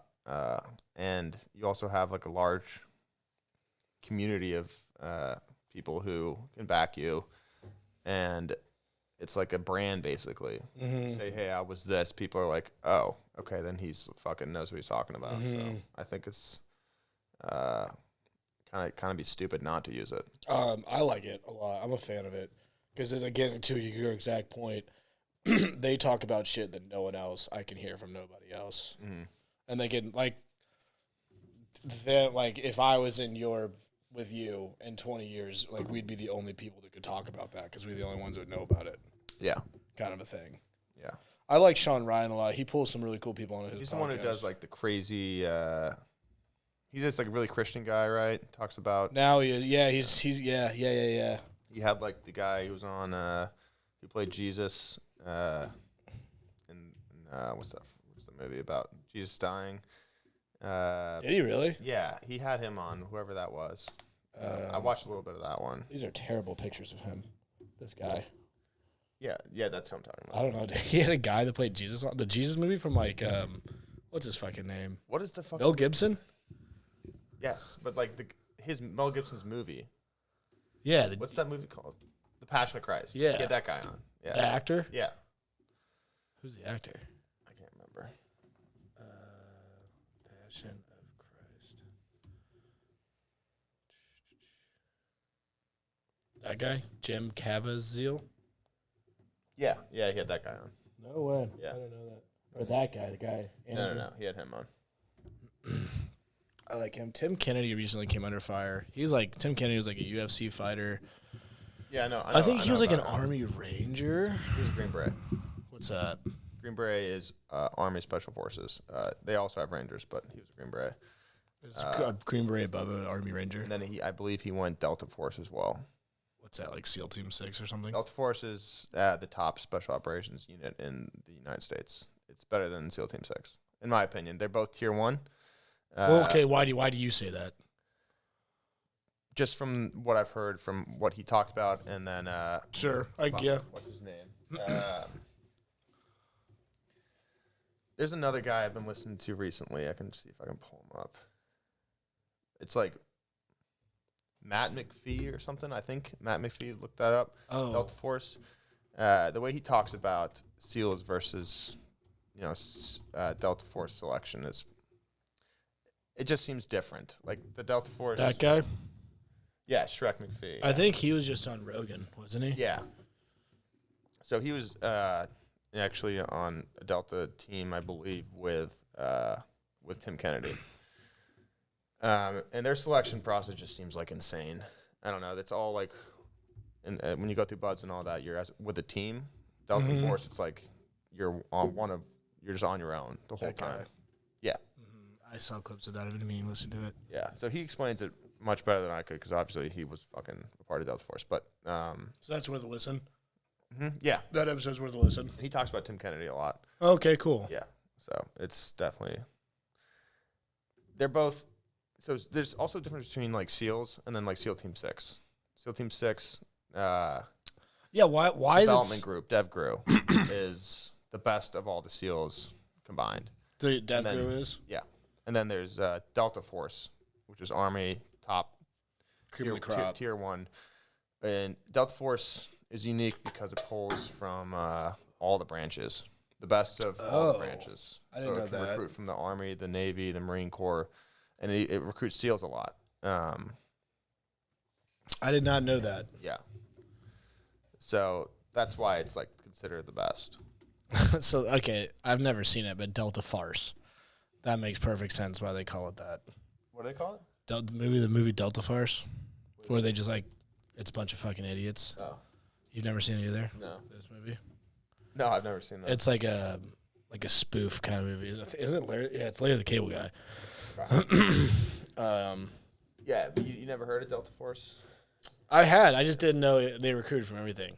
So they pull from every branch. And the 1st Special Forces Operational Detachment, Delta, also known as Delta Force, Combat Applications Group, or within Joint Special Operations Command is Task Force Green, is a Special Operations Force of the United States Army under the operational control of JSOC. What's JSOC? Joint Special Operations Command. So they're like the command for all special operations. So these guys are branches. Fucking badasses, nut jobs. Yeah, if you were to ask me who like the top special operations unit, it's Delta Force. Say that. But the I'm unit's also missions. First lieutenant in the Marine Corps. Yeah, I'll give you that, dude. You're the only one I know. The unit's missions primarily involve counterterrorism, hostage rescue, direct action, and special recon, often against high-value targets. High-value target. What a PC way to put it. Call them HVTs. No, that's like the correct way to call it. High-value target. Yeah. It's the correct term. And it's Navy and Air Force counter DevGru. SEAL Team 6 is DevGru. That's what I was telling you. Yeah, they are DevGru. Okay. Yeah. How long did it? So like DevGru, all that shit I was just saying, DevGru and the 24 Special Tactics Squadron. How long did it take you to learn all this lingo? Like all this shit you've been throwing out. That's a good fucking thing to get into. Like this has got to be just like a never-ending glossary of shit, dude. You can never get to the bottom. You can my God. When I first got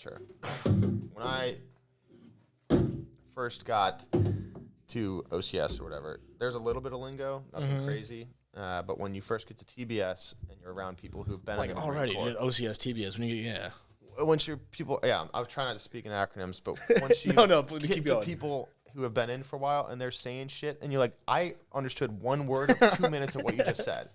So it's like that's a good thing that I would tell someone trying to join is like just start to learn the lingo. Like fucking, I'll give you a dictionary on Marine Corps or military lingo.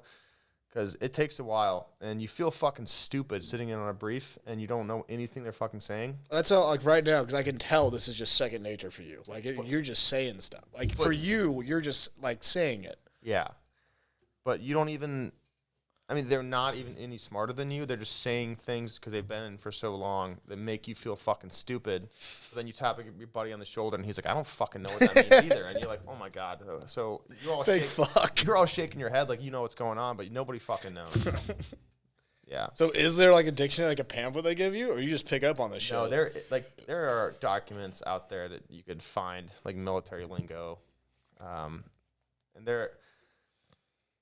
there's things I've acquired over the years that I have like a glossary of acronyms basically that'll help me, and if I don't see one. But then there's also acronyms that like mean this, like they're the same acronym but they mean different things depending on the situation you're talking about. They just love using acronyms, and it's at first like overwhelming. Or like I remember it'd be so overwhelming. The first like tactical war game we had where it's like they pitch a scenario and it's like, you as the platoon commander, what would you do? And they're talking about fucking like artillery and mortars, like 60 Mike, and I'm like, what the fuck does that mean? And they're like, yeah, calling in a hellfire. I'm like, what the fuck's a hellfire? And then you slowly pick up on it all, but like whenever I talk about it or try to teach somebody about it, I try my hardest not to use the acronyms, because I remember when I first started, I'm like, this guy's a dickhead. Like, he knows what he's doing, and I don't know anything. This is all intentional. But you're so afraid to ask because, like, you're new, and if you ask, they're like, how the fuck don't you know that? They're just going to shit on you immediately. I will never do that because I was in that situation. So if anytime anybody asks me, I'll never fucking judge them about it. This just sounds like a never-ending pledgeship. No. Pledgeship was a whole nother thing. So how many kids, how many Marines are you in charge of right now? How many Marines do you lead? And give me those terms. Like how you mentioned like the term and you mentioned battalion earlier, platoon earlier, and something else. Yeah, so when out of infantry officer course, get your battalion, and I checked into Victor 1-8, 1st Battalion, 8th Marines Regiment. So there's a bunch of battalions within a regiment. That's not important. Just focus on. So I'm 1st Battalion, 8th Marines. I checked in shortly after they did the evacuation of Afghanistan.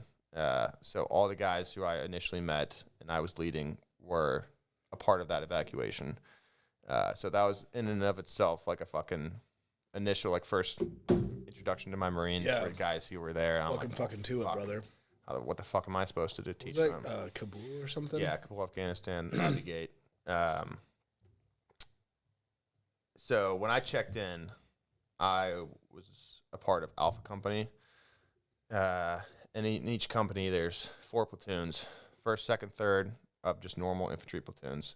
And then there's a weapons platoon, which is what I got, which you're in charge of a machine gun section, and like a rocket section, essentially. And then eventually you get up to having mortars as well. When I checked in, we only had machine gunners because we were early in our workup process. We were still getting more Marines checking in. And then as the platoon commander, your job is to like lead the training for them, but also as the weapons platoon commander, you're in charge of coordinating all fires within your company at the company level and sometimes at the battalion level, which means coordinating all the way up from machine gun fire to mortars, artillery, and airstrikes. So I would that was like a lot of my training, going out to field exercises, and having like our platoon or our 81s millimeter, so just a mortar section out there with artillery, and then we call in like airstrikes and stuff. And having to deconflict all that was like my job my tactical job as a platoon commander, and then my administrative job and my kind of in the garrison when I'm not in the field job was administratively taking care of my platoon as well as making sure they're like working out and going through their tasks as machine gunners. And then I eventually stood up a rocket section, kind of trained them, developed some training plans for them, got them out in the field shooting. They're called MAWs. They're basically just anti-tank weapons, like big fucking rockets. MAWS. MAAWS. You can just Google it. I can't remember the exact fucking exactly what it stood for. But then That's a big fucker. Yeah, they call it Carl Gustav. Yep. Yeah, Carl Gustav. Yeah, it's a recoil. It's technically a recoilless rocket, but for all intents and purposes, it's a recoilless rifle, but it's a rocket basically. Multi-role, anti-armor, Anti-armor. anti-personnel weapon system. Yeah, okay. I should know that. The Maul's M3. Yeah. Okay, sure. So I stood up a section of that. Recoilless rifle. That's fucking crazy. It launches a RPG or something? A big fuck. It has multiple different rockets it can shoot, like anti-tank, or there's even smoke or things like that. But there's heat rounds, high explosive anti-tank. Bunch of different rounds it can shoot. So I stood up that section, and then as soon as I was makes perfect sense why you would use it. Yeah. As soon as I was getting transitioned from that position to a different one, we got mortars as well. So 60 millimeter mortars, small tube, dropping mortar rounds. And then you deploy as that weapons platoon. But shortly before deployment, they moved me to the headquarters company executive officer. So that put me in more of an administrative role. So I went from having about anywhere from being in charge of like 30 to 50 Marines as a weapons platoon commander, to being in a company as the executive officer of like anywhere from 210 to 230. So holy fuck. Yeah, it went up a lot. I'm not like directly engaged with each of them every day, but I'm like a company level leadership to where I have to deal with a lot of the company, a lot of them across the board. It's not as in-depth like relationship with each of them like it is as a platoon commander, but you're still like in charge of a lot of the stuff for each of them. And it's definitely a higher level, a lot more work, and a lot less fun than it was being a platoon commander. A lot less fun. Yeah, it's just not the day-to-day stuff. It's more administrative. It's not what you like signed up for. Yeah, I get that. That's what I deployed as. So I did that for about a year and a half, a little over a year and a half. That was my job. So with that, like with the Jocko talk, how did you approach that initially, and like what do you see successful as the leadership style?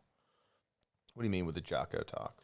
Like Jocko like really goes with like his whole shtick is like the whole leadership thing and like ownership and like on that side of the ball, like the actual nitty gritty with like leading these guys. Yeah.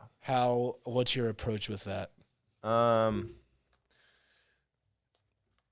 Marine Corps teaches you like from a very early day or at OCS all the way through TBS and IOC is that the Marines are 100% the priority. Like as an officer, no one gives a flying fuck about you. So it's kind of the same thing. It's like, extreme ownership, extreme accountability. So like anything that your company or your platoon or whatever does or fails to do is your fault, regardless of whether that it was individual actions. Like how every time, so let's say example, a Marine gets like a DUI or something. The first question they'll ask the battalion commander or sergeant major, whatever, will ask the leadership, like, what could you have done different to prevent that? Not like, go shit on the Marine immediately. Right. It's always about developing them. That's good. I like that. Protecting them and making sure their careers can, progress. So like that's like the tone as an officer that we try to take. Now, does everyone do that? No, there's some shitty officers for sure. And I wasn't always the greatest either, but that's like the philosophy we go with is anything that happens in your platoon or if there's success, it's on them, like great for them. Not on you. Award them, not you. And if there's failures, it's you. Yeah. So that's kind of the best way I could extreme ownership. That's the title of Jocko's book. That makes the Marine Corps is very like in line with that. And as my personal leadership, we like to give a lot of the responsibility of like training the Marines and advising them and whatnot to the NCOs we were talking about earlier. they're like the heart and like the backbone of the platoon or the squad is that non-commissioned officer who has been in a little bit. He was, in the barracks and in as a private and as a PFC, as a lance corporal. They know more than I'll ever know as far as like how to deal with Marines and how to train them. And, I'm some college guy who came from fucking SMU and thought it'd be cool to join the Marine Corps. They started as like a fucking janitor, basically. Yeah, or whatever the case may be. They're the ones who like we rely on heavily to train them, and then we do a lot of the administrative work and a lot of the tactical advising. It's like how we should attack this, not specifically how we should like shoot this one guy or how like marksmanship. Like we leave a lot of the not lower level, but like a lot of the more technical stuff to the NCOs, and the officers are more like higher level. As a platoon, how are we going to take this? So we're not focused on individually training each Marine. Like we leave it up to the NCOs to do that. And so like a lot of the credit, as it should, will go to them, and a lot of the success of your platoon is on them. It's not really on you at the end of the day, as much as you would like to think it is. So I think a lot of the good platoons have good, lower level leadership, just like any company. The CEO is not the one doing all the work. Right. It's like who he has assigned to take care of each section, just like we do in the military. So. Yeah, that makes sense. Because, I mean, it's like in layman's terms, like the manager and the manager's manager, like the people below them are only as good as they are. Yeah. What do you think some misconceptions are of servicemen, military life, etc.?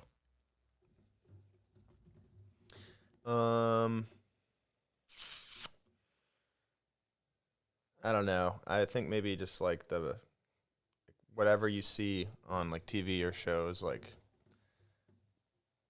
don't fucking think that that's what it's like at all. Majority of the time it fucking sucks. Yeah. You're either freezing your dick off or sweating your ass off or, working for a month straight or not with your family or not with your friends, missing a lot of weddings, missing a lot of time with them. And it's like, yeah, it looks sick and it's cool when it's cool, but 99% of the time it fucking sucks. So unless you really want to do it, I would be hesitant on just like jumping into it. Sure. Which, I mean, I think a lot of people realize that anyway. But I don't know. I guess the misconception is like that it's like fun. Yeah, exactly. A bunch of hoorah bullshit. Yeah. Oh, I feel a lot of people think it's like, oh, that's sick. It's like, well, dude, 90% of the time it sucks. Again, that's how it's portrayed, which is probably how they wanted to be portrayed. Yeah, the Marine Corps is really good at marketing. Really good at getting people to sign up, and then they kind of like gotcha. But yeah, I'm not a good recruiter because like I'm not gonna lie. It's like, yeah, I'll shoot in the infantry. It's like you're either out in the field training, you're deployed, or you're having to do some bullshit administrative stuff that the military is telling you to do. And every now and then you'll have a weekend off, or maybe you'll get off at 3 instead of 5. But you don't get paid a lot. You get treated like shit a lot of the time. And I mean, yeah, you get to work out and whatnot, but it's not like fun, I would say. Fucking forgot it. Treat like shit a lot. It's not fun. Yeah. Didn't you just sign on for like 2 more years of active duty? So officially, right now, I accepted what's called career designation. So it's like kind of like the Marine Corps is asking you if you want to make this a career. In a way, I said yes, so it extended my contract by about a year. But what I'm going to do next is try out for Marine Corps like reconnaissance, basically. So I'll be out in Pendleton trying out for trying to become a reconnaissance Marine. And then if I make it through that, it'll be an additional 3 years. Okay. So I didn't know right now it's like a year, but if I make it through that, it'll be 3. So like I'll do like a 36-month contract after I finish that training in July. I didn't know if I could ask about what you're doing next.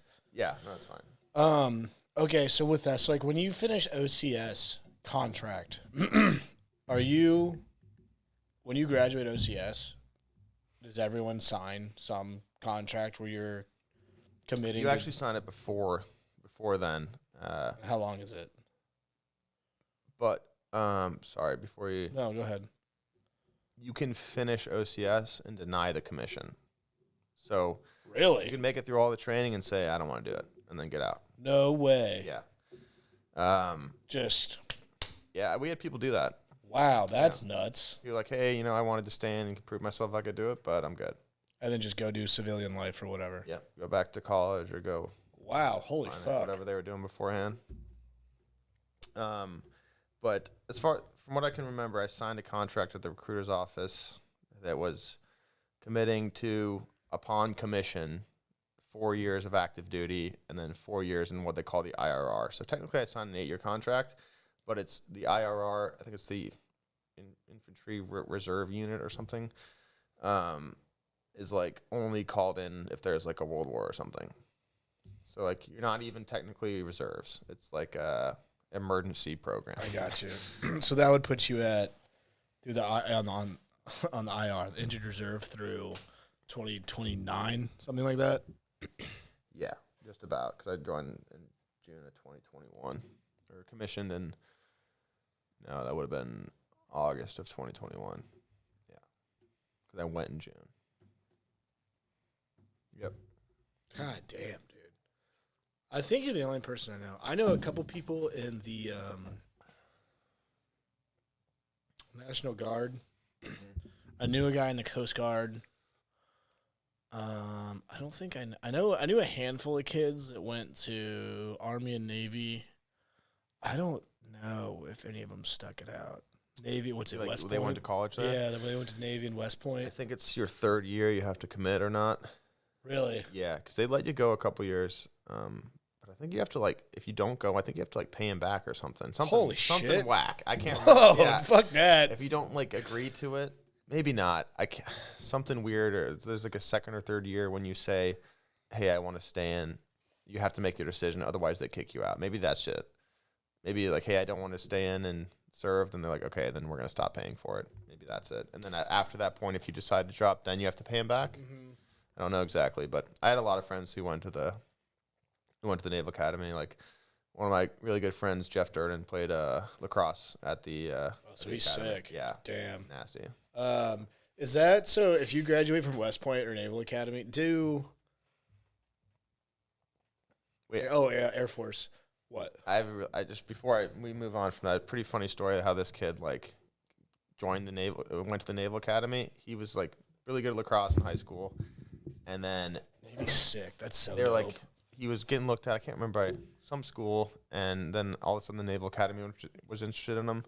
And this kid's like a happy-go-lucky, like, he's like, yeah, sure, I'll fucking go, I don't care. Like, shows up with his lacrosse stick, whatever, he, like, starts getting yelled at. He's like, what the fuck is this? So, like, that's an example of, like, they got him, and he's like, this fucking sucks. No way. Oh, my God. Like, he's, like, showed up, like, where are we playing? Like, yeah, he just thought he was balling a D1. Like, screamed at him. Like, what are you guys yelling at me for? I got the ground ball, coach. Yeah. Oh, my God. Yeah, he ended up sticking it out, and now he's with me in 1-8, but what a fucking life pivot, dude. Made me Holy laugh. shit. That's funny. Because he was like, probably just a total lax bro. Yeah. Yeah. I think all he cared about was, like, playing lax. That's so funny. And then he shows up, he's like, yo, where's the field at? You're not playing they're shit, like, buddy. push-ups. Yeah. So, like, with him, that exact example, and, like, if you go to West Point, once you graduate, is it, like, also... It's Army, but yeah, I think it's the same thing. Where it's like an OCS type of thing where you're just like jumping multiple levels upon graduation? I can't speak on the Army, but I think all the service academies, you don't have to go to OCS. And is it the same thing? Like, I graduated Mizzou in 2019. Upon graduating West Point or Navy in May of 2019, am I just then on the 4 years of IRR, or do I have to do the 8-year thing as well? Do you know? I don't know. I think they actually owe an extra. So my friend who went to the Naval Academy owes 5 years, not 4. because of active duty because they paid for Yeah. someone. Yeah. And then I think there is 3 years of IRR. Holy shit. Yeah. That's Still crazy. 8. Yeah. But he Yeah. owes Yeah. an extra year of active. I mean, yeah, getting school for you, whatever. He's the kid who played lacrosse in Navy was my roommate over deployment, and we're both going to recon now too. So Is he just a freak athlete?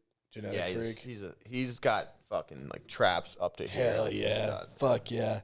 Tim Gant went to West Point. You know Tim Gant? Yeah, from CBC. I feel like he finished out. I don't know that answer. Kalen Taylor went to Army. He went to West Point. He ended up transferring. There was a soccer player that went to Navy. I don't know if they finished. Wasn't there a kid who went to the Naval Academy from CBC your year? Yeah. Or he like didn't make it really quick. I think he got out quick. For football? Yeah. Maybe, dude. I don't know. There was someone went to There's Navy. some kid who like showed up and like Someone committed in my class. Someone committed to Navy for sport. didn't they say like smoked weed and they're like, yeah, dude, you can't join. Oh no, bro, that was Air Force. Oh, okay. Yeah, they went to Air Force in like week 1. They're like, nah, you're out of here. Sorry. Yeah. That's a way they get. Because there was on like that committing day, whatever for sports. There was like they represented like 3 or 4 of the academies. Okay. Yeah, our actually, senior I think year. I remember that because Tim Gant. Tim was a year he was above a year me, above. but it was Kalen, and then we had Air Force, and then I think it was a soccer player, maybe it was a swimmer. I think I would have known this one. I think it was a soccer player that went to Navy, but I don't know if they finished at Navy either. What? Yeah. Speaking of the academies, what do you know about Space Force? Not fucking this. What the fuck is not that? a goddamn thing. I thought that was a joke. No, it's real. That's real? Yeah. Can I go apply to Space Force? What's up with that? Are those astronauts? I think it's right now. I think it's obviously very infant stages. I think they just took a bunch of fucking Air Force people and brought them over to the Space Force. I know you can enlist in the Space Force now. I mean, that seems crazy. Seems insane. I mean, Trump made it, right? Right, I think so. After, I don't know. I don't know if it sounds like a good idea. I don't know shit about it, so I can't speak on it. But I think it's just right now it's like, adjacent to the Air Force almost. Huh. Until they kind of find their own path. Interesting. I'm going to keep tabs on that one. When I first heard that, dude, I laughed out loud. I'm like, you're just making fun of people now. Yeah. We got to get ready for the aliens. Yeah. Can you switch branches? You can do an inter-service transfer, but it's difficult. And for an officer, it's near impossible. I think you have to get, like, your commanding general's signature. So it's like, and as a Marine, they're like, fuck no, why would I let you go there? Right. We need you. Right. So it's tough, for sure. Is there what reason would you do that? And let's say if you want to go be like a Green Beret or something. Or if you want to go fly fighter jets or some shit. You can always finish out your time and then go to one of them. But if you want to do it during your contract, you have to get it approved and transferred, and it's pretty rare. Like never. Because, like, again, it's like, why would we want to lose you to the Army? Right. If you're going to make it there, we're going to fucking keep you. Yeah. So you can do it. There's a whole fucking manual on how to do it, but I know it's pretty challenging. What would you, let's say I want to join tomorrow. What would you tell me? To either do or not do? Like, join what? Just the military? Join the Marine Corps? What do you want to do? I'd have to ask you a bunch of questions first. Let's say I want to do OCS. Okay, in what branch? And why? I don't know. Okay. I want to do then right there, I'd say you shouldn't join because you have no idea what you fucking want to do. Right. But let's say I want to follow your exact path. Okay. What? Like, so some kid comes up to me and said he wants to go to the Marine Corps OCS. Mm-hmm. Like from day one when you had this thought. Tips on how to, like, do well at OCS? Yeah. Physical, mental, educationally. Run a lot. Just get as close to that 300 on the PFT as you can. So you don't have to worry about physical stuff when you get there because you'll have enough to worry about mentally and like life-wise. So, like, when you first show up, like, day one or whatever, it's like very much that's I guess one of the things that the movies do get pretty well is boot camp or OCS. It's like I've never went to Marine Corps boot camp. I went to OCS, but I imagine some parts are pretty similar. It is kind of like fucking Full Metal Jacket where they like line you up and you're marching down there, yelling at you and screaming at you. I would say of all the things the movies do, they do a pretty good job of that. Portraying that, yeah, this blows. Yeah, so I would say just getting mentally prepared to just get fucking yelled at and not getting butthurt over it, because even if you did the best job ever, they're going to tell you did it wrong. Yeah. And if you are not used to getting told you did something wrong, then it's going to fuck with your head. And it's like, wow, how am I getting yelled at? I did a really good job. That's a rude awakening. That's not the point, though. Yeah. Because they're going to tell you did bad no matter what. And I think that was something for me that was, like, initially hard. It's like, dude, why am I getting fucking screamed at? I just, like, did a really good job cleaning my rifle. But then it's like, I think I talked to some of the guys who were prior enlisted, and they're like, dude, that's not the point. Like, you might as well leave it dirty because they're going to yell at you either way. So might as well shove it up your ass and shit on it. For a kid who went to college and this is his first time in a military experience, that would be the biggest thing. Is like, you're going to want to quit day one because you're like, what the fuck am I doing here? I could be at like a finance job or go be an accountant or something, and I'm here getting yelled at, and I don't know what I'm doing wrong. It's like, well, you're not doing anything wrong. It's just the process. And then like the people who drop super early are the people who just can't mentally handle it. Most people, like, if you show up to OCS, you're not going to even get to show up unless you're physically ready. But it's just more of the mental stuff that I would try to, like, warn them against. And also, like, don't waste your own fucking time. If you don't want to do it, don't do it, because it's a huge investment of your time and sounds like it. Your body and your mind. So if you're going to go up and quit, just don't fucking go. Or if you have any hesitation, then just say no. Like, if you have like 1%, because if you show up, that 1% will turn into 50 day one, and you'll be like, all right, I'm fucking done. And they're sitting there every day telling you can quit. They're like, dude, like, you want to go home? Like, come on. Here's your shoes. Get ready, buddy. And like, they want you to, because the instructors kind of, I think it looks for them, they kind of take pride in the more people they can get to drop. So I would say show up physically fit, which you're going to anyway, or you won't get accepted. And then make sure you know that it's something you want to do, because whatever little doubt you have will get amplified by 1,000,000 by the time you get there. And then just don't quit. I mean, if you want to do it, then just don't quit, and you should be fine. Because as much as they tell you you're going to fail, like, I had one of my really good friends that I was going through. He wasn't like a stellar candidate, and they'd always tell him, like, you might as well quit because you're going to fail anyway, because we're not going to pass you. And he ended up passing just because he didn't quit. I mean, some people, they do legitimately fail, but unless you, like, really, really, really suck, as long as you don't quit, you're going to make it. That's a good, I mean, that's, I don't know what word I'm looking for. That's a great, like, example of just life in general. Mm-hmm. Like, if you just stick with it, it's probably going to work out. Yeah, most of the time. Do you think our lacrosse days, or like you, like, I get it that you have to have a degree to go into to go into OCS, but like with pledgeship, do you think that helped you at all? Pledgeship, yeah, without going into the details of pledgeship. Yeah, we don't have to get there. Not going. Imagine whatever you want to, people. Yeah, it for sure helped with like the lack of sleep, or like the people saying this is like going through schools with people like, this is crazy, they can't keep us up for this long or whatever.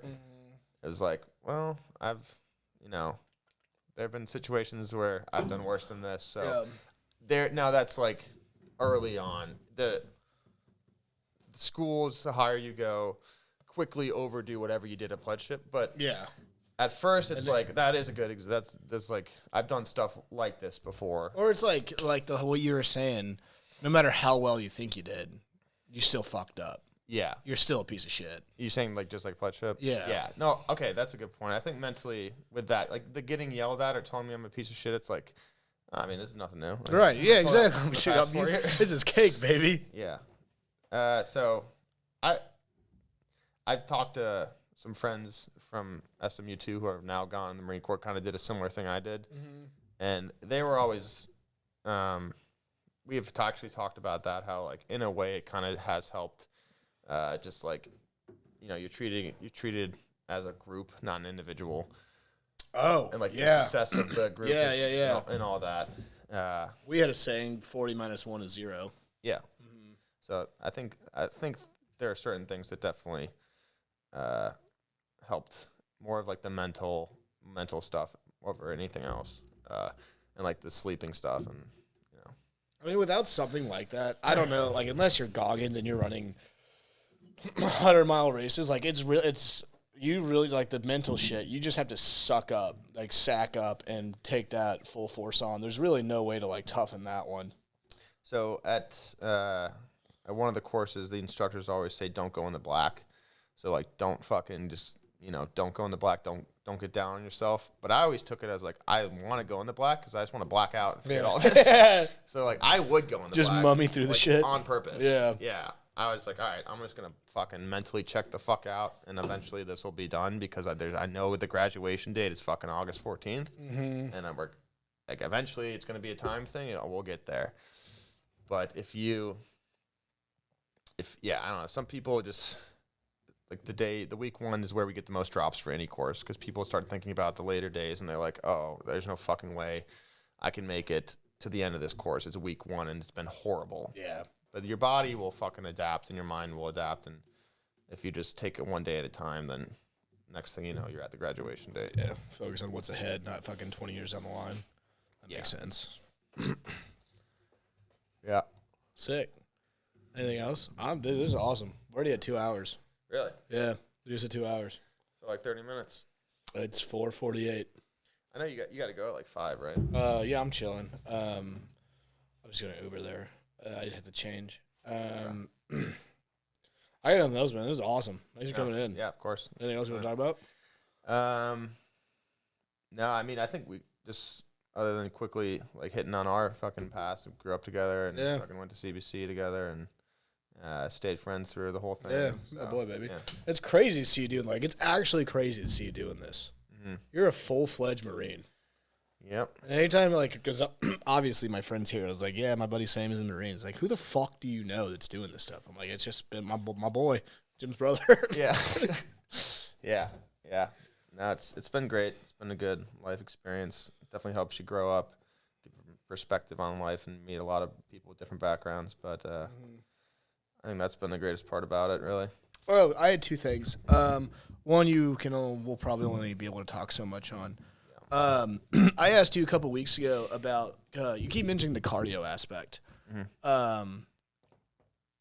Do you think that because running, I'm never gonna get into running. I did a half marathon. I'm never fucking gonna do it. But I do other things for cardio, and I know people struggling with the whole arthritis thing. Yeah. Like the skier, the row machine. Yeah. Hit workouts. Bike, what do you guys We do hit a lot of hit workout stuff. Like 3 rounds of 5 for 40 minutes. So one of the things I've been doing is I'll do the assault bike, the row machine, and the assault bike, the thing with the fan. Yeah, and then the ski. Yeah, and I'll do, like 25 calories. I'll turn it to like units, whatever, to calories, and I'll do 25 calories on each one, take a minute break, and we'll do like 10 sets of that. What is that, like 30 seconds, maybe 25 seconds on each one or something? It's like a minute. Yeah. A minute. So it ends up being like a 30, 40-minute workout, right, and it cooked. smokes your shit. Yeah. Yeah. And that definitely helps with cardio.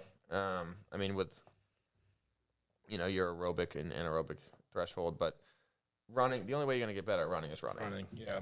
So, like, it'll help you. And it's a good way to work out when the days you're not running or the day you're taking a break. You can still get increase your lactate threshold by doing other cardio, but giving your legs a rest. In the knees and the fucking joints and all that shit. I get it, dude. The whole biking, dude. Bikers are the most fit people I've ever seen. Especially assault bikes. It's fucking crazy, dude. Yeah. So doing what you're doing next, how much can you talk about that? I mean, it's Marine Recon. Yeah, it's called MSPF, Maritime Special Purpose Force. So it's the Marine Corps Special Purpose forced in like a maritime environment. So like think scuba diving, like in a tactical sense, and free falling. Yeah, not like with a fucking little snorkel. Yeah. And a lot of like beach surveillance. So like it goes back to like World War II when we were surveying the beaches to land for D-Day. A lot of that, maybe not D-Day, maybe for the island hopping in the Pacific. A lot of that was done by reconnaissance Marines. Oh, okay. Yeah, so a lot of it is just a higher level, higher trained unit of Marines that we can deploy at any time. So in my mind, it's like the next higher level thing that I want to do. Yeah, as you should. Yeah, and you know it's kind of going back to like instead of like being a platoon commander or an officer, I'm going back to like kind of ground zero again. So that part's gonna suck a little bit. But going back to being a freshman. Yeah, basically, I'm going back to being a freshman, like a little nerd. But it'll be fun. I mean, you can look up the details to most of the. Say that acronym again. There. So, BRC, Basic Reconnaissance Course. A lot of this stuff is just on fucking Google, and 12-week course designed to train Marines in the tactics, techniques, and procedures of amphibious reconnaissance operations and to qualify Marines for duty as a reconnaissance man. Yep. That's pretty much it. So that'll be the next chapter. And you're leaving, what, mid-January? Go there in February, and then if I graduate, I'll graduate in July. And then from there, like I said, it's 3 years. And then I plan on getting out after that, but we'll see. On those 3 years, is it, again, doing stuff what you're doing now? Yeah. So or is it more focused on that recon stuff? I mean, it'll be recon focused the whole time, but I'll do like a similar workup and deployment to what I just did, depending on where I get stationed, which either like California, North Carolina, or Okinawa, Japan. We'll see. If I end up in Japan, I know they do some different kind of things, but I'll probably just do a workup and a similar deployment to what I just did. But it also depends on like the current, global environment. So who knows? Sure. Right. Yeah. Right. Who knows? Yeah. I have no idea. Okay. Sick. Yeah. That's all I got. Thanks for being here, everybody. Thanks for coming in, baby. Yep. Love you. Love you too. It was a great conversation. Yep. Cheers. Bye, everybody.